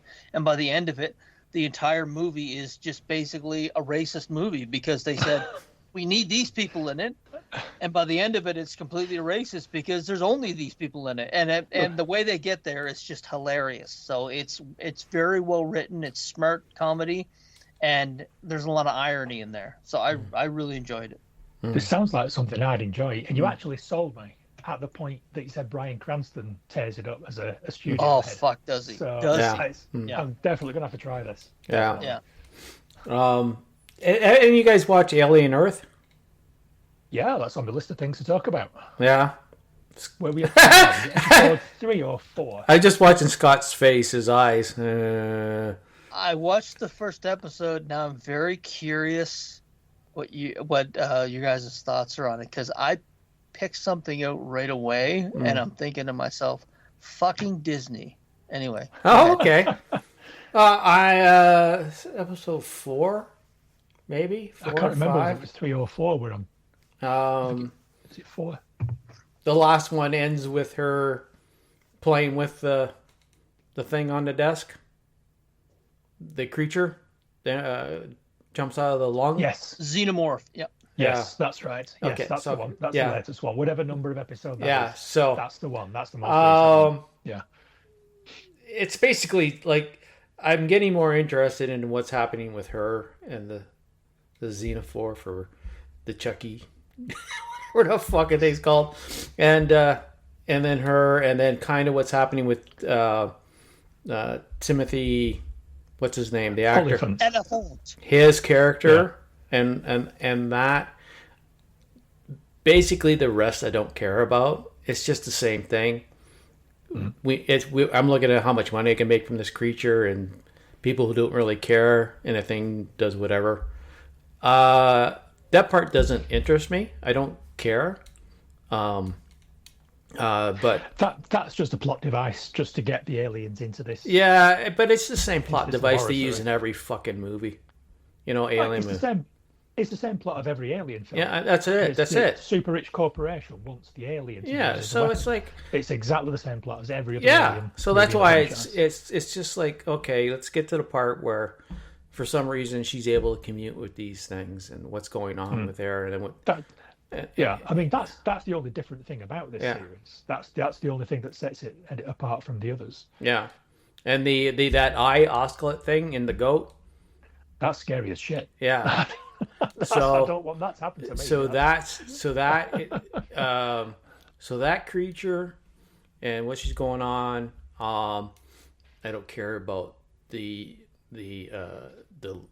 billionaire guy. He's just whatever. You're a piece of shit. All right. Yeah, he is. The young Indian actor that plays it. I knew he was already fucked right from the first start of the show. And then her, when you watch the girl that's kind of having a thinking she's pregnant, right? Oh yeah, the ginger when woman. you watch her right at the very first scene when she sees her body, this one's unstable. I already knew she was unstable, right? The only one that seems to be normal is the lead, and the youngster. He calls himself Einstein now. Is it Isaac? Yeah. Those two seem like the only stable ones of those. Yeah. And Wendy's going a little bit nuts because now she's playing with xenomorphs. Yeah. So that's what I mean. That's interesting because that's interesting. Yeah. What's going to do there? Yeah. Because I had the discussion with Scott one time that alien movies don't do anything for me anymore. It's the same fucking story. Predator movies. Those are different. Those are taking the character and fleshing them all out. You can't flesh out a king that all it does is kill, right? So, I'm interested in just happening there, but I'm watching it because I think I emailed you or tweeted you. I watched it because there's fuck all else on. So that's why I started watching it. Not because I wanted to, like, oh my god, I gotta watch this. It's like, there's nothing on Tuesday nights, so why not? So, or Monday night, Tuesday night, whenever it's out. So that's my take on it. I'm just watching to see what happens with those characters. I want to see the redhead, how far she snaps. The other one looking for approval from daddy. Yeah. So see, this is what you can say about it, that it is interesting because it is doing something different, like we were talking about before. It's with Star Trek Strange New Worlds. I appreciate when something does something different, something that you haven't seen before. It's trying, and I always give something a chance for those reasons. And I'm actually a fan of the Alien franchise anyway, so I was always going to watch this. I've actually been quite looking forward to this. I was talking to someone else about this after the first couple of episodes because they dropped the first two at the same time, didn't they? Yeah. So I watched the first two pretty much back to back, and they were good, well done, a decent special effects, different. The sets were done quite well. They were working their way through the crashed spaceship. You have the different types of aliens, and but I couldn't help but feel that they'd missed a point. It's not even in the second movie, Aliens, when you've got all the people, all the soldiers with the pulse rifles, and it's a little bit more of an action film. Mm-hmm. They still build that tension because you don't actually see an alien for a long time. Mm-hmm. Yeah. Whereas in this movie, it's right from the very start. You've got an alien darting around the place, killing people and whatnot, and you know he's there, and you see him, and they're just not building the same amount of tension. I thought, this isn't a good Alien TV show because they've missed the point. But having watched another couple of episodes, the direction that they're taking the other characters, like you say, there's the ginger girl who's going insane. You got Wendy who's communicating with with this baby little xenomorph. That I couldn't help but think it just reminded me of the one from Spaceballs. It was just like, I thought, I can't take this seriously. It's like the one from Spaceballs. I expected him to put the little hat on and start. Yeah. That's been done in videos that I've seen for the reviews of it. Have they? Right, it's not just me then. But you know, this cast of characters that they've got, there's some interesting things going on. It's like you've got the Asian lad who's getting groomed by that cyborg security guy. Yeah. So that's going to pay off at some point. You've got Timothy Oliphant doing these experiments on them. You don't actually know what the experiments are, how it's going to turn out. Obviously, they've been growing their own xenomorph. That's not going to end well. It never does. Now it looks like that the Asian lad's going to get Wendy's brother impregnated by an alien. It's like, so there's things happening. It's keeping me interested because it's now doing things that I haven't seen in an Alien TV show, or there hasn't been one before. But things that I haven't seen in an Alien movie. I know that people are always trying to get other people impregnated so they can sneak, xenomorphs out. They did it. Burke did it in Aliens. Yeah. So that in itself isn't new. But all these different moving parts are keeping it interesting. So even though after the first couple of episodes, I didn't think it was a good Aliens product because I thought they'd missed the point, it's actually quite a decent science fiction show, which I do enjoy. Yeah. So I am enjoying it, and I am going to continue watching it. But it's not a good Alien story. The other thing I saw online, they did its place in the timeline, and I think I remember this taking place before, 2 years before the original. Yeah, and I'm thinking, no. The whole thing was, the original was like, we found this thing, we went out and got it, and we're bringing it back. Yeah. And then the whole thing was to go in the future to get the Earth. Not having the past get the Earth, then they already know about it. It's like, oh, fuck off. I hate, that's what I mean about when they make something new, and then Billy Buttfuck figures, I'm going to do this before this. No, stay within the fucking timeline of the thing. To be fair, I mean, you're right. But to be fair, I don't think it's going to be difficult to retcon this, because in the original movie, they were sent there, weren't they? And I think it's going to be a very easy thing for the end of this TV show to feed straight into the original movie, because whatever happens at the end of it, when Ripley comes back 57 years later, or whenever it is, there aren't aliens. The whole planet hasn't been absolutely decimated by xenomorphs, so there aren't any aliens. But somebody knew about them. So I think it kind of feeds into that. I think that they're learning about them, and I think they're going to send the Nostromo to go out and get one, because they don't have any samples anymore. I think at the end of the TV show, all the samples are going to be gone, and they're going to send the Nostromo out to go and get the others. But the Nostromo didn't know what they were looking for. They didn't know what They it was. weren't told what they were looking for. The only one that knew was the android. Didn't know. Yeah. Yeah, exactly. So exactly. I don't know. It was always everybody talked to me. It was always up to this point. Oh, I can't wait for them to get the Earth. Can't wait to get the Earth. Oh, they got the Earth and fucking everything's okay. Oh, Biggs, it's okay. Don't worry about it. We'll figure it out. We'll slap the aliens around a little bit, and then we'll win, and then we'll send some chuckers out to grab more. So yeah, that's what I mean. It's not a great alien property. Yeah. They've not done a good job with the alien story.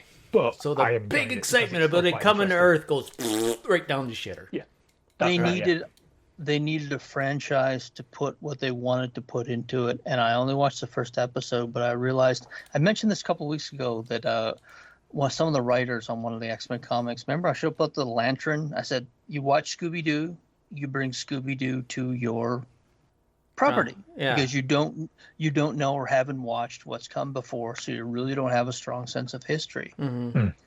When I watched that first episode, Wendy, Neverland. That's literally the first name of the fucking episode, and it's also featured in the first episode.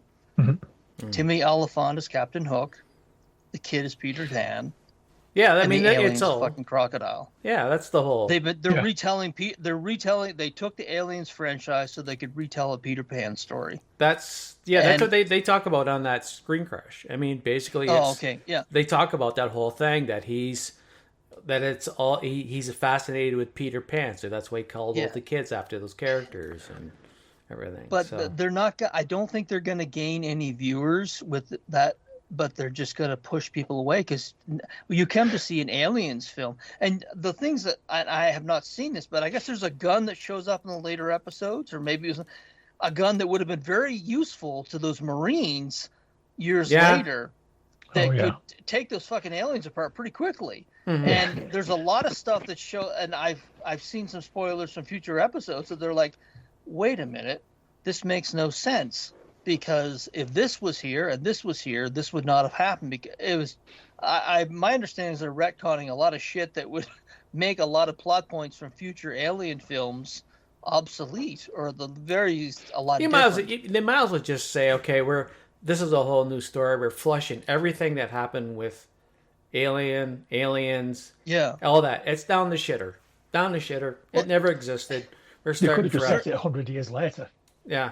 There are so many good Dark Horse alien stories that, my God, to see this stuff, I can't. The folks who love aliens, they just took Alien because they needed a franchise to tell the story they wanted to through, and it's a conduit. And a lot of these franchises they pick up now are conduits for other stories that they want to tell, and they lose fans they never had. And they lose fans that came for an alien story and they don't get one. Yeah. So I don't know. Well, I watched one episode. It's on Tuesday nights. I don't have a lot to watch. If they come back and say we're not making another series, okay, I'm fine. Yeah. It looks very expensive. I'd be surprised. It looks very expensive. Yeah. Yeah. So. It wouldn't bother me at this moment in time. It wouldn't bother me if they didn't make another series. Yeah. Whereas Star Trek, I'm disappointed that they'd cancelled it. Yeah. If they said, if it's on the news, if they said tomorrow, we're not making any more aliens after this, I wouldn't give a single shit. Mm-hmm. I'd be fine with that. Wouldn't matter. Well, if I had the money, I'd go back in and say, okay, so you decided to do this. Well, I'm gonna piss on that. I'm gonna get rid of I'm not gonna retcon this show at all. I'm throwing that in the fucking garbage, and I'm gonna go with the original timeline. So we're going to be waiting for them to get to Earth, not having them go to Earth first, and then we piss on that and then do the rest of it. And you'd have to smack Ridley Scott around and say, because he's parody executive producer on this, doesn't mean he's actually involved. It just means to give him credit so he gets some money for it. But it's the name. Yeah, the name. It's like this is, Yeah. No, it is a choice. It's like I said, I think they can quite easily just roll into the original movie at the end of this TV show if they do it right. But I agree with you. I think it would have made more sense if they set this 100 or 200 years further down the line and then brought the aliens to Earth. Then it's a blank slate then. They can just do whatever they want. Yeah. And it wouldn't kick the other movies in the nuts. So... Well, you got a taste of... You got a taste of aliens coming to Earth in that 2004 film, Aliens and Predators. You get a taste of it, and you're almost. And I guarantee when people were starting to watch this, they're like, there was a little taste of that in a bad movie, and people loved it. If they were able to flesh it out like they do with a lot of properties in 10 episodes, they could have done some amazing shit with this series, and they just retold Peter Pan through the lens of an Alien franchise. It is what it is. Yeah, garbage. It's the first time they've ever. It's enjoyable garbage. How's that? Yeah. It's like picking through going to the garbage pit, and you're digging through the garbage, and you pick up something that's looks pretty cool to you. So that's probably what Aliens Earth here, whatever it's fucking called. Alien Earth is the same. You're digging through the garbage, and you got something shiny to look at for a bit. There was a director somewhere who said, "Look, I don't want you to read the comics." Yeah. That's a famous line that I'm hearing. Look, guys, don't read the comics. Yeah. You know, you'll just confuse yourself because that's not where we're going. No. You'll be disappointed in the TV show if you do. Yeah, true enough. I have. What do you guys got? You guys got anything else? I was just going to ask John if we're going to press on and make one long episode. Yeah. We're just doing one long episode. Yeah. Fuck it. We'll just do a long episode. Yeah. We'll change it up because Scott and I are trying to get together every 2 weeks, so we'll just do one long one and let the people's ears bleed through it. Let the people. Let the people's lessons if they listens. So, I got I've been watching Wednesday. All right. I think some of the reasons that some of these shows I don't care about anymore is because they take too long. I lose interest. And I lose interest. I really don't want to go back. I'm not, oh my God, I got to watch it. It's coming back. It's like, oh, Wednesday's on. Okay. I'll watch it. And because I've lost interest, I don't really pay attention a lot now. I just, it doesn't, so I just don't, like, it's okay. It's not bad. It's interesting, but not interesting enough to me to go, oh, I've got to watch all 4 of these. Like, I didn't. I watched one, waited a few days. Oh, yeah, I got to finish watching Wednesday. I watch another one, and I get, I'm done watching. So it's, I think it's more for me fatigue of waiting than actually the show, maybe. Just Star Trek is like one of the ones where I haven't lost the fatigue because it was like 2 years between seasons. I mean, that's one. And I think it, like the next season of Star Trek, even though they filmed it already, probably is that it's still going to be like 2 years to come out. Wouldn't surprise me. So I'm watching Wednesday. That's fine if you want to continue on with the story. But after, I think are probably quite, and it's a Harry Potter. It's definitely looks like Harry Potter, except it's with in a school. I don't know actually what you call it because she's at school. And you have the professor, then you have this other teacher, then you have this, and it's all happening around the school. It's like, all right, that's Harry Potter. I didn't even know what the series was about. I thought she was in like a normal school for normal people. No, but it's an actual sort of a ghoul school. Like they're all creatures of some. Right. Like there's Medusa's son there, vampires, sirens, wolves, werewolves. So it's a freak school. So it's, except that you don't have any other, you got all Slytherin. Nice. So I've heard good things about it, but I mean, I've also heard the complaints that it takes so long for the new season to come back. Yeah, that's my big thing. I just can't get the excitement again because I've had all the excitement in the first one, and the excitement of waiting for the second one was like, oh, okay. How many seasons is it so far? Just 2. 2 now? 2. This is the second season, and it's cut in 4 episodes. And it's like, now I gotta wait longer. It's even less interesting. I actually a comic book comic series. Oh. And I have really been enjoying, and I think Paul will, and actually John, you will too, because it's a subject you said you're interested in. Yeah. Predator. I remember comics. Predator kills the Marvel Universe. Oh, okay. Now, this originally started, and I don't know, maybe I've talked about it before. I'm sure I've talked about it in the shop. Were you there that day the guy went back and got the series because I sold him on it? No. During the conversation? No. Basically, a writer named Benjamin Piercy, fantastic writer. He's the guy writing the new Punisher series, and he wrote Wolverine, and he does a lot of the gritty series for Marvel. And he's a very good writer, very good storyteller, very good world builder. And he did a 4-issue series, Predator versus Black Panther, Predator versus Wolverine, and the last one was Predator versus Spider-Man. They're 4 issues, and they're very well done, and the art looks fantastic. And I thought they were just doing one-offs. But in this new series, Predator Kills the Marvel Universe, you realize they're all connected, and the events of Predator versus Spider-Man leads directly into Predator Kills the Marvel Universe, and it's very, very good. And the first issue came out, and have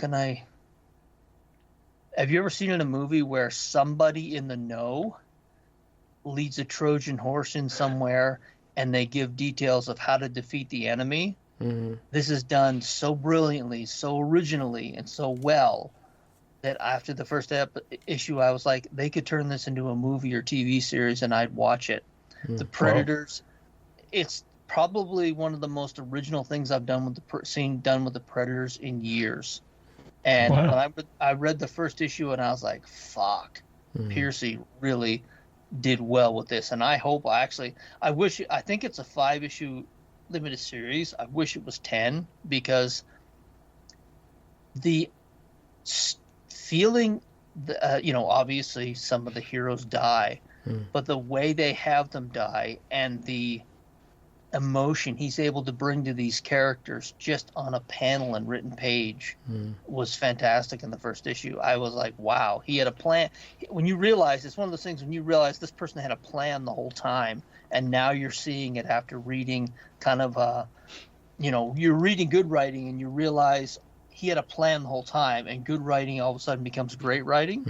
That's the feeling I'm getting from this series. So if you're looking for some trades to read, or I don't know, maybe this is a trade. Well, no, if it's in the trades, if the 3 original miniseries are in trades now. Oh, you talk about the Spider-Man? The previous Yes, ones. exactly. The Black Planet. So, would you recommend reading those 3 before you start this new series? You have to. You have to. You have to. Right. You have to, because we spoke about this a little while ago. Predator and Black Panther. Yeah. That's right, because I remember saying, I compared it to the last time I read a Predator Versus was Batman many, many years ago. We talked about that last show, or the one before. So I've actually got Predator Versus Wolverine in my Amazon wish list. I haven't pulled the trigger on it yet, but it's only quite cheap, so I can easily pick that up. But I'll have to also look for Black Panther and Spider-Man. Black Panther's good because he brings some, the technology around Wakanda. There's a connection made to the Predators. Right. And I didn't realize when I was reading these series, I thought they're standalone. But he set it up just like, perfect example. He did Thor, he did Captain America, he did Iron Man, and now he's bringing them all together. And it was very smart because I didn't see what he was doing. And when I read the first issue of Predator Kills the Marvel Universe, I was like, holy fuck, he had a long game in this the entire time. And it just made it so much better. It's one of the big surprises to me for the year, actually. I can't wait for the second issue. Wow. Does it matter which one of the trades you read first? Read Wolverine first. Right. Read Wolverine first. Read Black Panther second. And read the Spider-Man third. Because there's direct events in the Spider-Man which lead into this. And the Spider-Man's good. And I'm not giving too much away. It takes place in New York City in the summer during a blackout, so it's got a real Son of Sam feel to it, right? And it's very well done. It's very well done. Oh, I do like the sound of that. And I have had the Predator versus Wolverine in my carts for quite a while. Yeah, I'm definitely going to look for that because I have been reading. I think I read that one. I think I did. Okay, I can't remember. Yeah, read it again. Well, it takes a place over Yeah. a bit of time. Yeah. It's one of those things that in the story, I mean, wasn't he with, you know, when it starts the Wolverine, isn't he with teams from, like he was with a team? Yeah, he's met him a couple of times over history. Yeah, he's met him. He met him when he was a younger boy in the wilds of Canada, and then of course, yeah, when he met him with a team, which is kind of an ode to Predator in 1987, and then in Japan. But you know, I'm guessing when Logan shows up in this new series, it's going to be one of those things where there's always, you know, there's a guy sometimes in movies where he's dealt with this before. And he's able to bring layers to the story.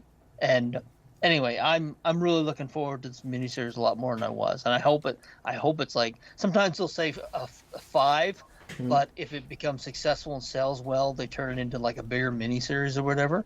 Yeah. But anyway, I just wanted to talk about it because it's something I've really enjoyed. So I'm definitely going to look into that because, like I was saying, I have started reading more.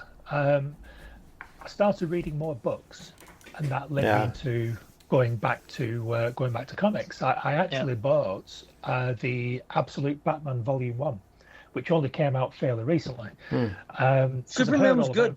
Superman was good. I mean, those Absolute, like the Superman one's very good. I'd heard good things about them. Now, obviously, sort of, I was more interested in Batman than any of the others. So I thought, you know what, I'm going to give it a go. I'm going to read a trade paperback because I actually read. I think I might have spoken about this. I read I read Wonder Woman Volume 2 fairly recently, and I was actually quite disappointed because I said probably months ago now that I was going to start reading more trades because I don't get regular issues every week. I'm just going to start reading more trades. That's common. Reading Wonder Woman. That's common now.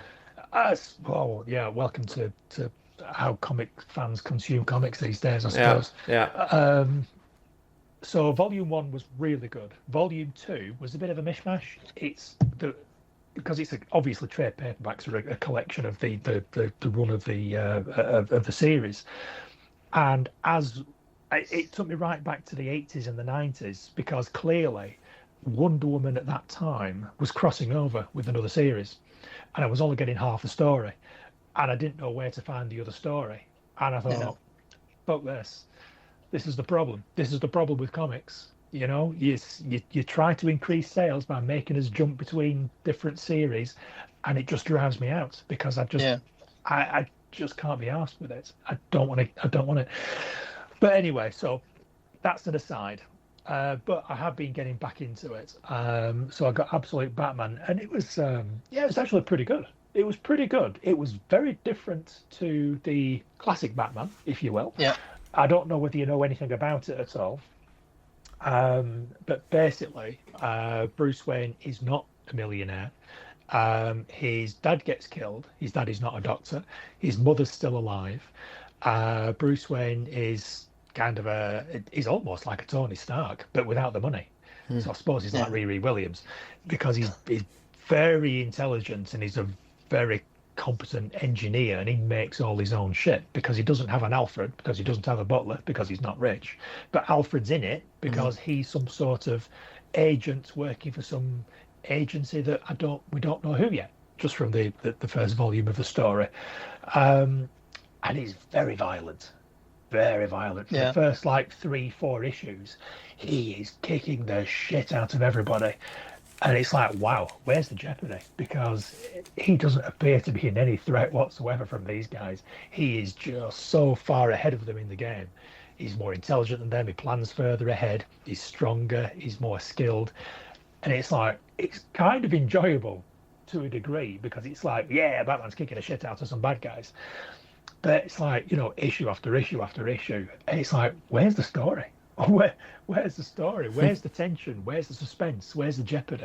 You know, there was none of that until we got to sort of like episode 5, issue number 5. And kind of by that point, the first sort of story arc was wrapping up. And I thought, I don't think I need to read any more of this. I enjoyed it. It was different. It was good fun. But I don't feel like I need to know anything more about this guy, about this world, or about what he does next, because although it was entertaining, it was kind of like Jurassic Park Rebirth. It was entertaining, but I wasn't invested in it. I wasn't interested enough to go back and want more.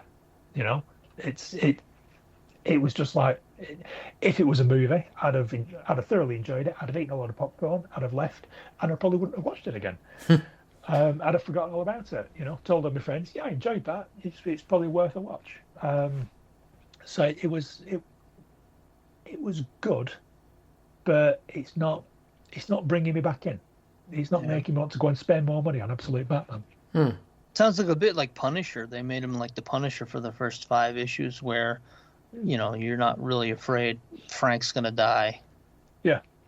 Yeah, pretty much. Yeah, I mean, he didn't kill anyone. They made a point of saying that. I mean, it was how on earth none of these people were dying? I do not, because I don't know whether you know anything at all about Absolute Batman, but oh my god, he was like cutting people's arms off and shit, because the ears on the costume, it sort of like lifts them out, and it's knives, and it's just stabbing the shit out of people, and you know, there's blood everywhere, and it's like, wow, because I thought he was killing them.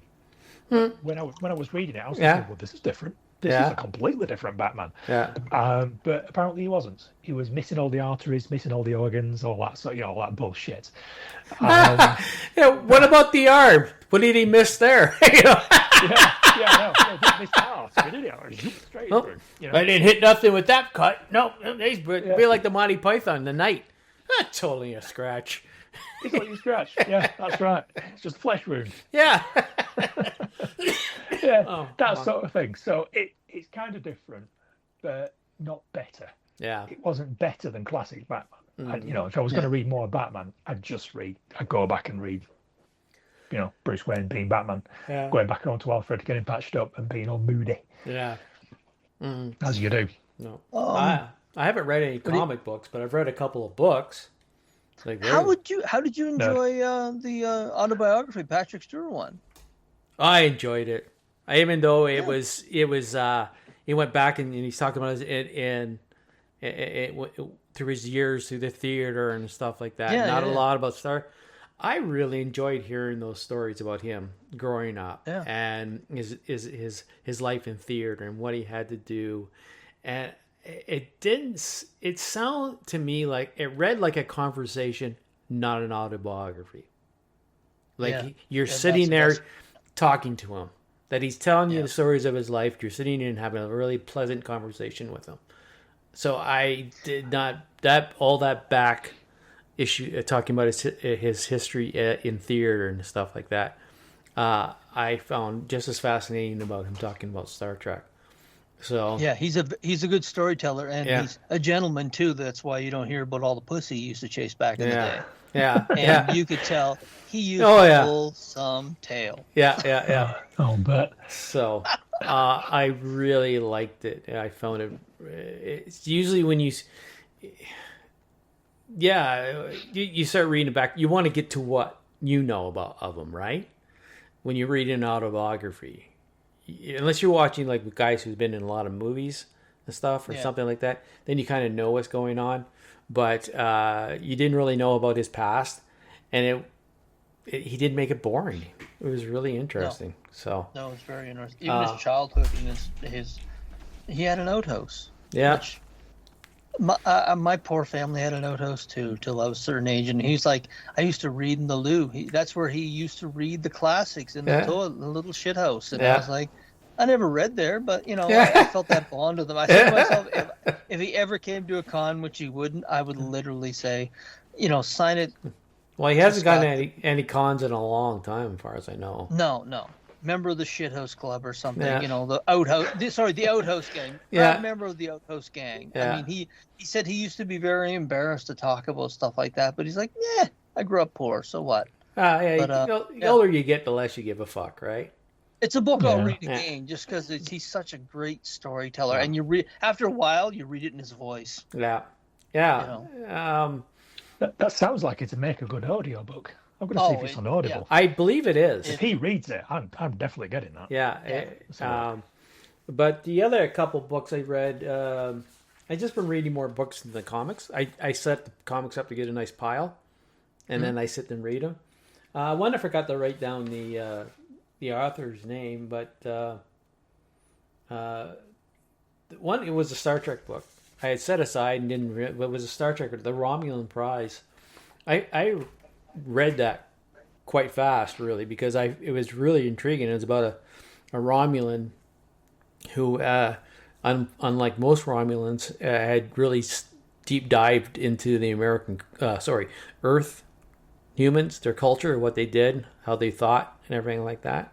Because his dad taught him that the best way to defeat an enemy is, understand.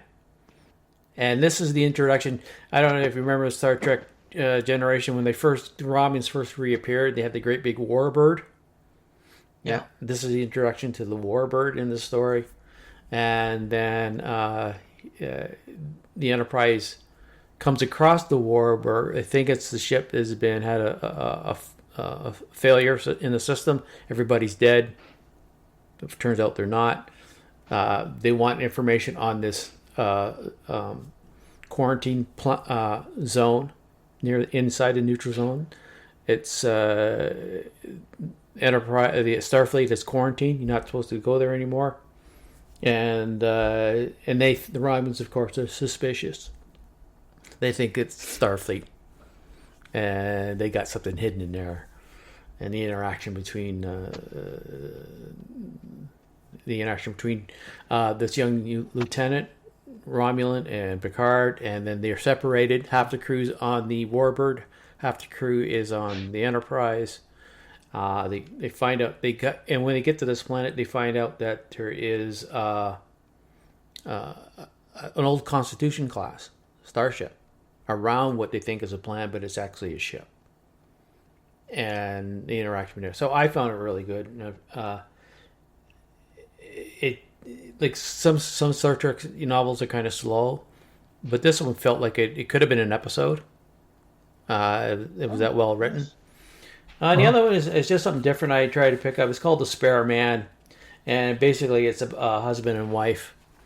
They're on a cruise. There's a honeymoon, and there's a murder on board. So it's a murder mystery in space. The characters remind me of an old the Thin Man movies with Nick and Nora. The husband was a detective, but he isn't anymore. She's rich. She was an inventor of these some devices and part of a family. She was involved in an accident, so now she has spine cord damage, but technology, she can still walk and stuff, and she has little devices that set off when she's in certain pain. It's not automatic. Induces something to help alleviate the pain. I found that I enjoyed it, but I found it hard to read because it's a mystery and there's so much stuff going around. And I'm not big on mystery novels. Mystery TV I can follow up these. Mystery novels are a little harder for me. I didn't read as smooth as usually I'd hope it would at certain times. But it was because I'm a big fan of Thin Man movies, I really noticed the comparison to the two leads in the book. It was just a sort of a different version of Nick and Nora. I got it cheap, so I'm not saying I'm not right. It's just called The Spare Man. It's an interesting. If you wanted something different in science fiction to read, I'm trying to spread out a little bit more instead of just reading Star Trek novels all the time. Yeah, that's I remember really reading books more. I've just so, but yeah. Okay, it is. We're going to take another commercial break here, folks. Okay. And then we'll be right back. So I'm phoning right back. Bananas have to ripen in the certain way, but they are flecked with brown and have a golden hue. Bananas taste the best and are the best for you. You can put them in the salad. You can put them in the pie. Any way you want to eat them. It's the awesome way to eat them. Bananas once a time of the very, very perfect to the food. So you should never put bananas.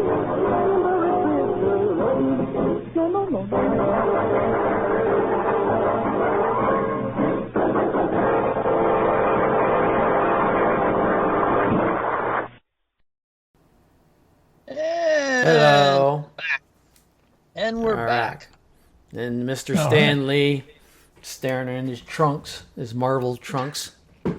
But I have a podcast, actually. Do you guys know who Pinhead is? Did you watch any of the Hellraiser movies growing up? Yeah, I did. I watched them because it was special Okay. effects, yeah. So Pinhead was Doug Bradley.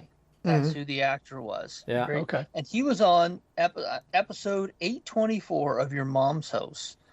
Basically, the wonderful Tom Segura's off doing some stuff. So his wife was a huge fan of the Hellraiser movies. So he invited her. She invited him on the show, Christina Krasinski, and he is a great storyteller. And it's about a 90-minute podcast. Again, it's episode 824. And I didn't know much about Doug Bradley because I never watched the movies really growing up. But a good storyteller, even if you don't know much about it, can make it interesting for you. Just stuff like, well, you guys know more about this than I would. The names, he was called Pinhead. And I guess other creatures from the series also had names. Yeah. You guys know what I'm talking about? Yeah, they had names, but I don't remember them. But Pinhead. I don't remember the names. Yeah. I remember those the names. Those names came from the makeup artists, because when they were in the chair, they would call them Pinhead because they put in the pins. But he said one of the characters were called Deep Throat, and obviously we changed that name. Yeah. But that's where all those names came from. And he was talking about he and Clive Barker's relationship. They've known each other for years. And how Pinhead and that franchise was much different because a lot of the serial killers, Jason and the Texas Chainsaw Massacre, were very different because he was more of an eloquent speaker. And to hear, and Christina said, to hear you say those words sitting in front of you just chills you to the bone. And again, I've never watched Hellraiser, but I know there was Marvel Comics that actually done a series in, I think, the 80s. And I think Clive Barker had an imprint series at that point in time. But it's a fantastic podcast. Again, it's 824 of Your Mom's House, and it's Doug Bradley. And I loved it. It was a 90-minute interview. Entertained the entire time. Yeah. Good storytellers. It doesn't matter whether you know their background. Yeah, I watched the movie when it first came out. I would probably be interested in that, but me and the wife watched it fairly recently, probably a few months ago, just because neither of us had seen it for so long. It has not aged well. If you watch it, if you've never seen it, if you have never seen it and you watch it now, you'll think, I have absolutely no idea what all the fuss was about. But back in the day, it was huge. Yeah. And Pinhead was an iconic horror character. Yeah. And it's all based off that era. Not the same now. If you watch it now, you don't have any nostalgia for it. You'll probably think, I don't get it. Yeah. I do not know why people think this is good. I wasn't into horror. I was more into the practical effects. That's why I watched the Nightmare on Elm Street movies and some other movies. Yeah. It wasn't because I liked the horror. I wanted to say, how the hell are they doing this? What are they doing? I was really into the special effects side of it. And so I can't tell you, remember the movies, just hair, hell and stuff like that. But I did watch it. I did watch a couple of the follow-ups. Because again, I wanted to see what the effects were and stuff. So well, I had a friend. Through most of the 80s, I had a friend who knew someone who worked in a video store. So all we watched were horror movies, video nasties. Yeah. Because why wouldn't you? Yeah. He's an Englishman. Grew up in Liverpool, I want to say. Wow. Yeah, sure. He's an Englishman. Him and Clive Barker both. Doug Bradley, yeah. Is he? Right, I didn't know that. Yeah, he grew up, him and Clive Barker both, I want to say Liverpool or just outside of Liverpool. Right. But I knew Clive Barker was British, but I didn't know the Pinhead guy was. Yeah, he was talking about in, at one point in time, the character was more iconic than the movies just from the look. And he was telling a story about, a story of being backstage and, Paul McCartney. I believe it was Paul McCartney, and he was nervous about meeting this iconic musician. And he literally said I think it was Paul McCartney, maybe wrong that he said the musician turned around and said, "Pinhead." And he said, "I've never been prouder in my entire life."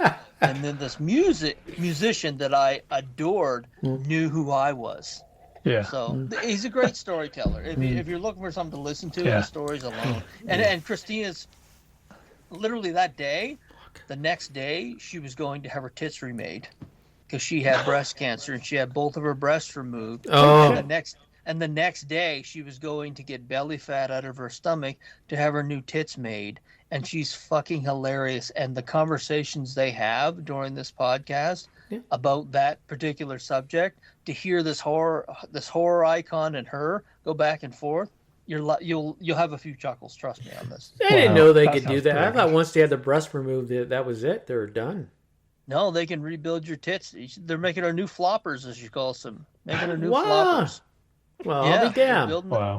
They're building their new tits. So she was going in the next day, and he's like, "What are you doing here?" She said, "I would just sit at fucking home and be in my own head." And it's funny. It's a funny episode. Just the circumstances alone, but the storytelling during it, it's very well done. I was surprised. I was very surprised. Speaking of storytellers, the Patrick Stewart autobiography you were talking about, is it called Making It So? Yes. Yeah. It's on Audible, and Patrick Stewart actually reads it for Audible. Yeah. 18 hours and 50 minutes worth of Patrick Stewart. 18 hours. Wow. Stories about his life. That's got to be worth it. Wow. I'm having that. I'm going to have to listen to that. I guess we know what you're going to be listening to in the car. Yeah. Yeah. Next time I'm driving around the country. Oh, wow. Yeah. Fantastic. I'm definitely going to be getting that. Yeah. 4.8 out of 5. 1.2 thousand listeners. You'll be listening to it so much you'll stop at the local store, and in your mind, that accent, that Patrick Stewart accent, you'll have women swooning over you. What the fuck's going on here? Just by the way you're talking, going up to order some chips. Right. I'm going to add that now. There you go. Right. I'll get that later. Okay. I've been keeping an eye on the Wrexham game here on my phone. That's why I keep looking away from you guys. And they're 90-minute plus 11 minutes. Holy plus 11 minutes? Yes. Holy shit, that's a lot of extra time. I know. That's wow. And they're winning 1-0. It could be their first win. And it's like, fuck me. 11 minutes of extra time. What the fuck is going on? 1-0. 1-0. They're 1-0 up. Yeah. Wow. It's like fucking what? That's going to be a tense 11 minutes if they're going to try and hold on to a lead for 11 minutes. It doesn't actually say a plus 11. It just keeps going. Like it showed 90, then it was like 1 minute. Okay, then 2 minutes, and then 3 minutes. I go, what the fuck? Sorry, that's my Wrexham update. Oh, fuck me. What else did I had? Wednesday. You know what? You're talking about watching movies. On the Roku, they have a channel now called Universal Monsters, and it shows monster movies, science fiction movies, all that kind of genre. And the one day it just started. It's called It From Outer Space. It's from 12 minutes from the 50 and 13. Son of a bitch. Anyways. What is going on? I don't know. You're just watching the second half? No, I can't watch it at all. Yeah, it's, so I thought, you know what? I wanted to watch an old movie. I lean to watching old movies. I watched an old British comedy horror one, which had Tom Poston from whatever. But anyways. And so I thought I'd watch it. And you know what? I judge how interested in something now is if I have my phone beside me. That's how I judge if I'm really interested. If I'm on the phone looking through shit while it's on, I'm not that interested. But this old movie had me more interested in some of the newer shit I've been watching it. And it was just, it was another one where the ship crash lands on Earth. They're peaceful. They can make copies of people. They see them. They don't kill the people, but they make copies. Yeah. And just want to get home. But again, it's Earth. Oh, these we're different. We don't know who they are, and we're gonna get them. We're gonna kill them. We're gonna destroy them. And so it's another. They landed in America then. Yeah. Yeah. Yeah. And they did. And 14 minutes. What the fuck is going on? They playing a whole nother game. So it's the one guy who sees him and talks to him and is trying to understand and does start to understand that they don't mean anything. They just want to get home. And but it just shows me that no matter how far you go back in the movies, it's always the Earthmen that are the ones that are going to cause the trouble, right? Very rarely is it the alien. Sometimes they come down and look at it, but unless you make that kind of movie. But this is one done where they're just traveling, they're invested, and they crash, and they want to get home. If you leave us alone, we're gone. But oh no, we think you're evil, and we're going to kill you. So again, it's an old movie, 1950s. I really enjoyed it because the phone stayed on the table more than it was in my hand. And so now I'm going back trying to find out other movies to watch. I started watching Abbott and Costello meet Frankenstein, but I used to. So yeah, that was it. And I talked to Scott about this. I went back and watched Star Trek: The Motion Picture because I wanted to see the old actor. Yeah, wow. I wanted to see And again, it's like the very first time I thought the same thing. It's too much on the special effects and not enough on story. And so I enjoyed when they were acting, but it was like, oh fuck, come on. I can't. Yes, you're flying through a big machine. You don't need to keep showing me that. And it's amazing that that movie would have bombed today, and there would have been a second one. Yeah. And today, you never would have gotten Wrath of Khan. Yeah. Think about that for a second. Well, I went back and watched. I went and watched Wrath of Khan, and it's such a different movie. Yeah, but it never would have gotten that far. They would have canceled the series. They would because it never made a lot of money. No. And we would have never gotten Wrath of Khan in today's market. Yeah. But yeah, it's night and day. It's almost like Alien and Aliens. Yeah. Same thing, but totally different. Yeah. Right? Yeah, it is. Yeah. What the fuck? So. Okay, go ahead. Sorry, football. I'm watching. It just made it. All right. Oh. Do you guys want to switch this? Do you guys want to switch to some news for a bit? Sure. Sure. Yeah. This will interest you guys because you're gamers. Mm-hmm. Paramount is in talks to acquire the rights for a Call of Duty movie. Oh, right. Now, Paramount tends Which to do version? stuff like It's this. going to be the new one. It's going to be the new one. I'm not sure. I'm not a gamer, but Paramount does stuff like this very, very well. Mm-hmm. A lot of their series, they know how to tell military stories. The Terminal List, the new series is going to be starting up very soon, and there's a secondary series that actually Sue and I are going to start watching tonight. But what do you guys think of a Call of Duty movie? Well, I was going to talk to you guys a bit about this, but it's just like I think I've talked this before, but I'm getting closer and closer to not watching a lot of violent stuff anymore. It just depresses me. It really hit me one day. I was watching something and I was laughing my head off, and I felt so good. But when I go watch, I watch, and I don't feel great. It's just this is more endless, stupid violence. There's not really a story. It's just let's see how many gun battles we can get between the words, right? So I'm not too I'm not going to run out and buy it or see it. So I don't care. Especially when they're taking a video game and putting it in a real world situation. So, yeah. I think it's got potential because there are so many military action type TV shows and movies. It's like The Terminal List. I watched the original one with Chris Pratt. I thought it was very good. Very good. I noticed that there was, let's call it a spin-off with, what's the name of the guy who's in it? He was in Skeeter. True Detective season 2, wasn't he? Yeah, and it sucked, and I didn't finish it. It was amazing. No. Quite the letdown. Yeah, so I'm going to watch Killer that one Curse. at some point. Yeah. Killer Curse. Something. Yeah, that's about right. Yeah. And I've just started watching something on Sky called Strike Back, which is based on Chris Ryan's series of novels. Yeah. Or a novel. So I actually quite like this sort of things. I feel a little bit guilty about admitting it now because of what John's just said, but I love violent movies. I think they're fucking awesome. It's just different. You're just different. That's all. Different stuff. That's so entertaining. Yeah. I like action movies.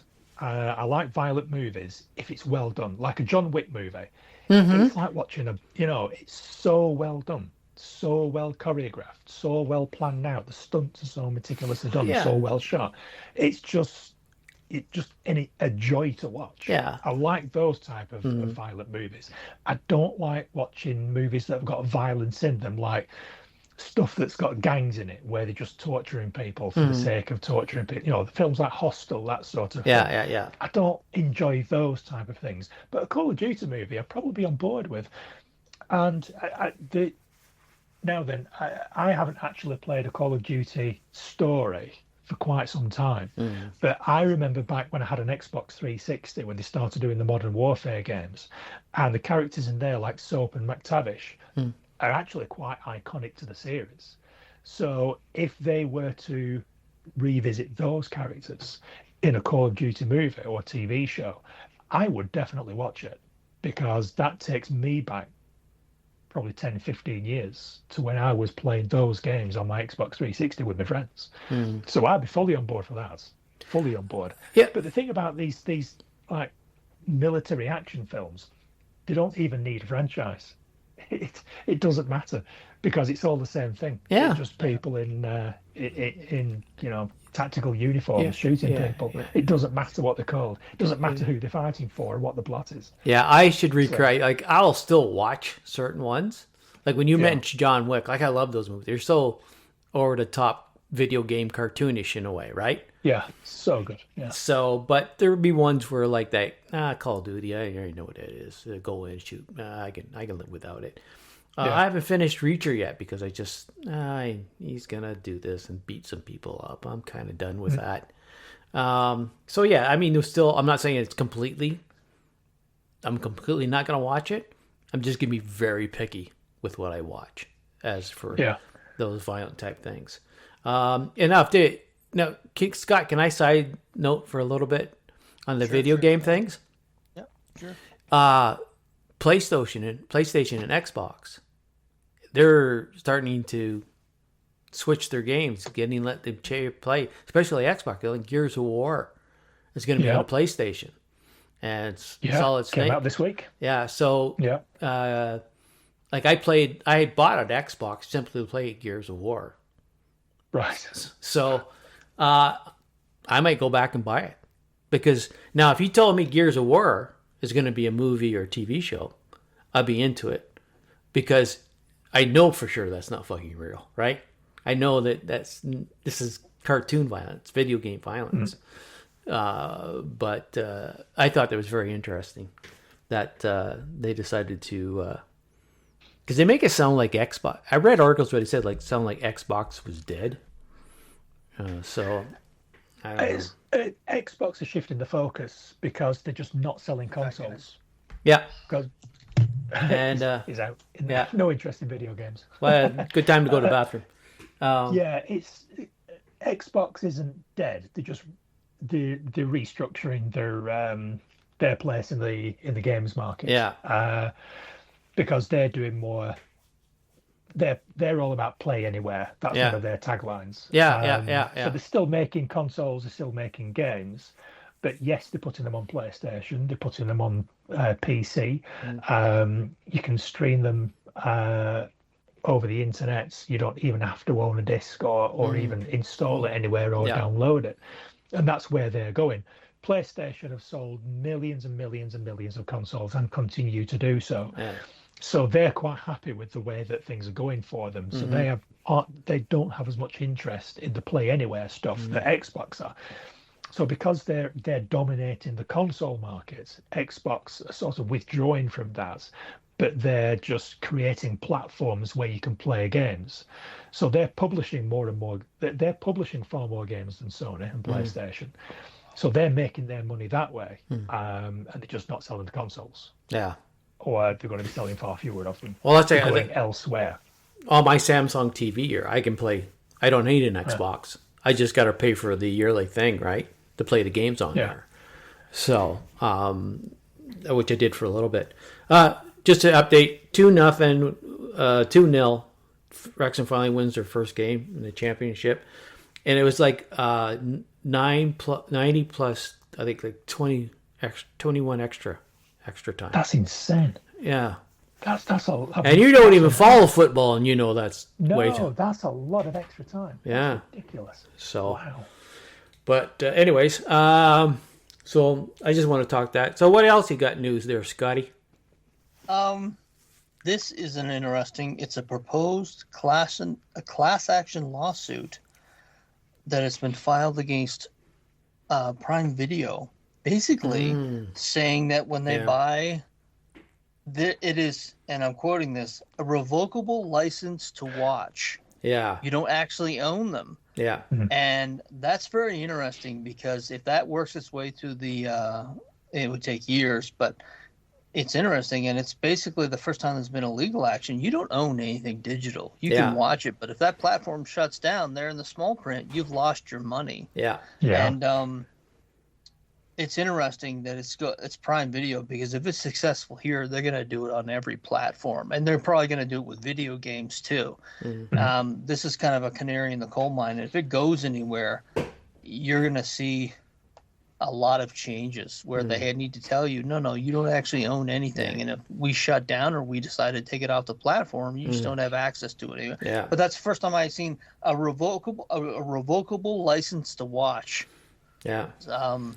I think it's a good thing, to be honest, because I think people and the conspiracy theorists in me thinks it's even worse, because when DVDs went away, a lot of money left the studios. And I would be very surprised if a lot of them are like, let's try and bring back the physical copies. And it's being pushed on different platforms now, where they have the physical launching each week, where they say, hey, we're going to launch this on Blu-ray. And I've seen more sites where they talk about specifically physical media. And I had read an article about 2 weeks ago now where they said that the Zoomer crowd are buying more physical media than they did before, because, you know, it's nice to own something. After years of growing up, kids in their 20s are like, I like having this physical thing that's mine, that I want to watch it over and over. Then there are, of course, the folks where properties are being remade and they're saying to themselves,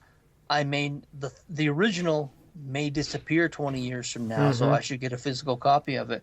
So I think it's a good thing. I've always loved physical copies of stuff. And there's just as like I read where a guy online said, well, if I don't really own it, what's the difference in me downloading off the internet? Like pirating it. I don't own it. I just download it off the internet. I don't own it. Right. Yeah. And that's a conversation I've heard before. Like, you know, for all those pirated episodes, well, those could have been physical copies that people bought, you know, and I think that's why it's so easy to pirate stuff like that, because I don't own it. It's just a commodity. It's just content. Yeah. So I'm not keeping it. I'm not, as to certain things, but some of the stuff I don't keep. I just download it and get rid of it. Yeah. I'm just borrowing it. But it was interesting. I don't know how far it'll go or whether it'll have any legs, but it's the first one of its kind I've heard. But Gina Carano settled her lawsuit with Disney. This happened about a week or so ago, or 2 weeks ago now. This. Yeah, but that to me was an indication, as the Marvel movies, we've said that they're actually pretty good, indication of change. I remember when this thing first broke, what she was talking about at that time, we were kind of living through the COVID era, and she had said that folks were being treated in a certain way. And I said at the time, the picture she used was the reason she lost her job. It was an actual photograph of a Jewish woman being chased through the streets and had rocks thrown at her by German children before the war. It was a rough, and I remember first seeing it, and there was a visceral response where you're thinking, this woman, her clothes torn off her, and there's children belting her with rocks. And I said, oh my God, of all the pictures for her to choose, it was the picture that cost her job. I guarantee you. Because actually Susan deals with some prominent Jewish businessmen here in Edmonton, and she's had a conversation with them, and she said, yeah, when my understanding, I'm not Jewish, but I guess moms in general are very important, and when you see that piece of history, I'm guessing there are certain studio heads that were like, fuck you, and they just fired her. And I wish at the time they'd had a conversation, because I'm pretty sure if they said, you know, this is why you get fired, she would have said, okay, I'm sorry. And it sucks that it took that amount of time, but it appears they're on pretty good page now. I mean, when they announced it had been settled, they were very complimentary to her, and they said they were looking forward to working with her again. So it seemed like a pretty good conversation and a pretty good resolution. No details were given on how much money she got, but they said they were looking forward to working with her again. So I'm glad that's over, actually. Yeah, I saw something about that too, and it said that they were looking at the next project that they were going to work with her on. And I thought, well, that's what you call a resolution. They didn't kill her character. They just said she's off doing something else, so they can bring her back. So they could bring her back quite easily. Yeah. It was good. I'm glad that got put away, because that's one of those things that I think it was just a miscommunication. I really do. She shouldn't have used that photo, but a conversation should have been had a long time ago. So yeah. And how long ago was that? How many years? 22, 21 maybe. It's been 3 or 4 years. Sounds about right. Yeah, around the COVID time. I mean, was that? Yeah, was that like peak wokeness or something? It was all peak massive overreaction. Peak cancellation. Peak cancellation, where you could shoot people in the face online a whole lot easier back in the day and make it stick. It's not near as, there are guys that have said the internet's not real. Dave Chappelle and a few other ones, Rogan's another one of them. They're like, fuck you, you're not going to hurt me with this anymore. So that's kind of changed. Yeah. Oh, John Williams. I just read about this. This will break your fucking heart. This will break your fucking heart. This was part of an interview with the Guardian. He has an upcoming biography, John Williams, a composer's life. And he said during the series of interviews that his film scores, he thinks very little of. He said they're treated with such reverence because it's a sense of nostalgia. And the person who was doing the interviews kind of, said that that's just John being self-deprecating. And when you read the words, you're thinking, no, he thinks it's popcorn shit. He did talk very favorably about Steven Spielberg, because Steven Spielberg, I believe his mother was a musician. So he said he had a good working relationship with Steven Spielberg on the various projects they were on. But he said it was just a job. When you like to hear someone talk about that, it's like these beloved things to him. Like, yeah, you know what? It was classical music, but it wasn't real classical music. It's kind of tough to read those words. But I mean, I get he's 93 now, so I mean, if he wants to say what he wants to say, it's just a jab. Yeah. So okay, it's his work. He says what he wants. Book actually. Yeah, it's John Williams' Composed Life. I'm looking forward to the autobiography. So yeah, it's like Harrison Ford's got exactly the same attitude. Yeah, he doesn't give a single shit. Yeah, he doesn't give a single shit about the impact or about how much people like it or anything like that. He doesn't give a single fuck about the property. I love watching people ask him questions. He's looking at it like, what the fuck? Why are you asking me that? Yeah, I don't care. I don't care if Red Hulk can beat Green Hulk. The fuck about Han Solo. I care if my check's clear. Yeah. So stop this shit. My job is to act and work and get paid. That's my job. I don't care. Yeah. My check cleared. That's it. They're doing a Knight Rider movie. I saw this. Yeah, I'm not sure. Knight Rider is the Boba Fett of 80s cars. Did you say that online? I've seen I think someone I say may that. have. I think I may have. I thought about that the other day, and I'm thinking Knight Rider was the Boba Fett of '80s cars. Even had the little eye thing. Yeah. And it's one of those things that be careful what you wish for, because they can make the movie, but if they, if they bring out a campy Hasselhoff, I mean, come on. I'm not sure where they can go with it, but the folks who are doing it, the script's being written by this Cobra Kai creators. So if there is a team out there that can turn shit into Shiola, that's the team to do it. So, but yeah, I was interested when I saw that, and my first thought was, we want to both Fett movies too, but be careful with this. Yeah. If it's the Cobra Kai guys that are doing it, if they bring David Hasselhoff back and reunite them, it is like genuinely like 40 years apart from the TV show. That would be quite interesting. If you just try to reboot it, if it's just like a new card, a new actor, and it's like I'm not so sure about that. I don't think it's work these days. How healthy is Hasselhoff? Can he still walk around? He's in his 70s now. All I could think about having a lift chair. Yeah, I think what they're going to do is they're going to do the same thing with the Knight Rider that they've done with all the other universes, where there's going to be other vehicles that can talk. Yeah. I think that's what it's going to do. And then they're going to be worried. What? Go ahead. Oh, sorry. I didn't mean to interrupt. So I was just going to say, to be fair, the Fall Guy was actually quite good. I don't know whether you saw that with Ryan Gosling. Yeah. I still haven't watched it yet. It was actually pretty good. Yeah. Okay. I was surprised. I was pleasantly surprised. I enjoyed it. They have to be careful with Transformers. Like, literally, they're going to be looking over their shoulder the whole time. We cannot modify these cars. With these vehicles, we can have it talk. We can have it do all sorts of things. We can't have it transform because we're going to get sued. But I think if they do it right, they can do it. But yeah, Knight Rider. And fuck, I read about this morning.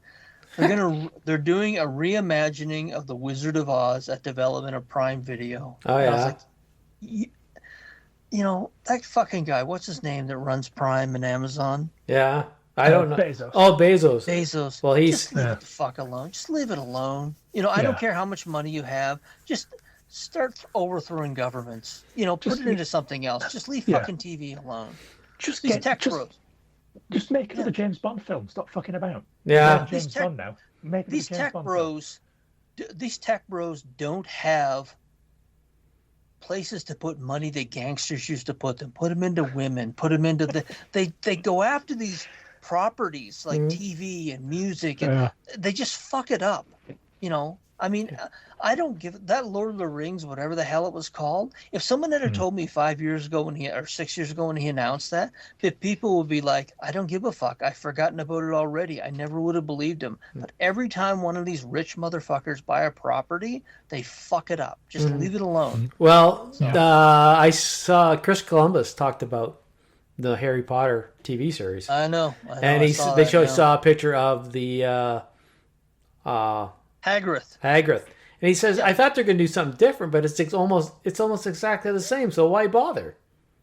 What's the fucking point? Yeah, what's the point? What's the point? At some point in time, it's just money laundering. Yeah. Where if you follow the money, it's just criminals trying to launder it, and they're putting it into shit to do that.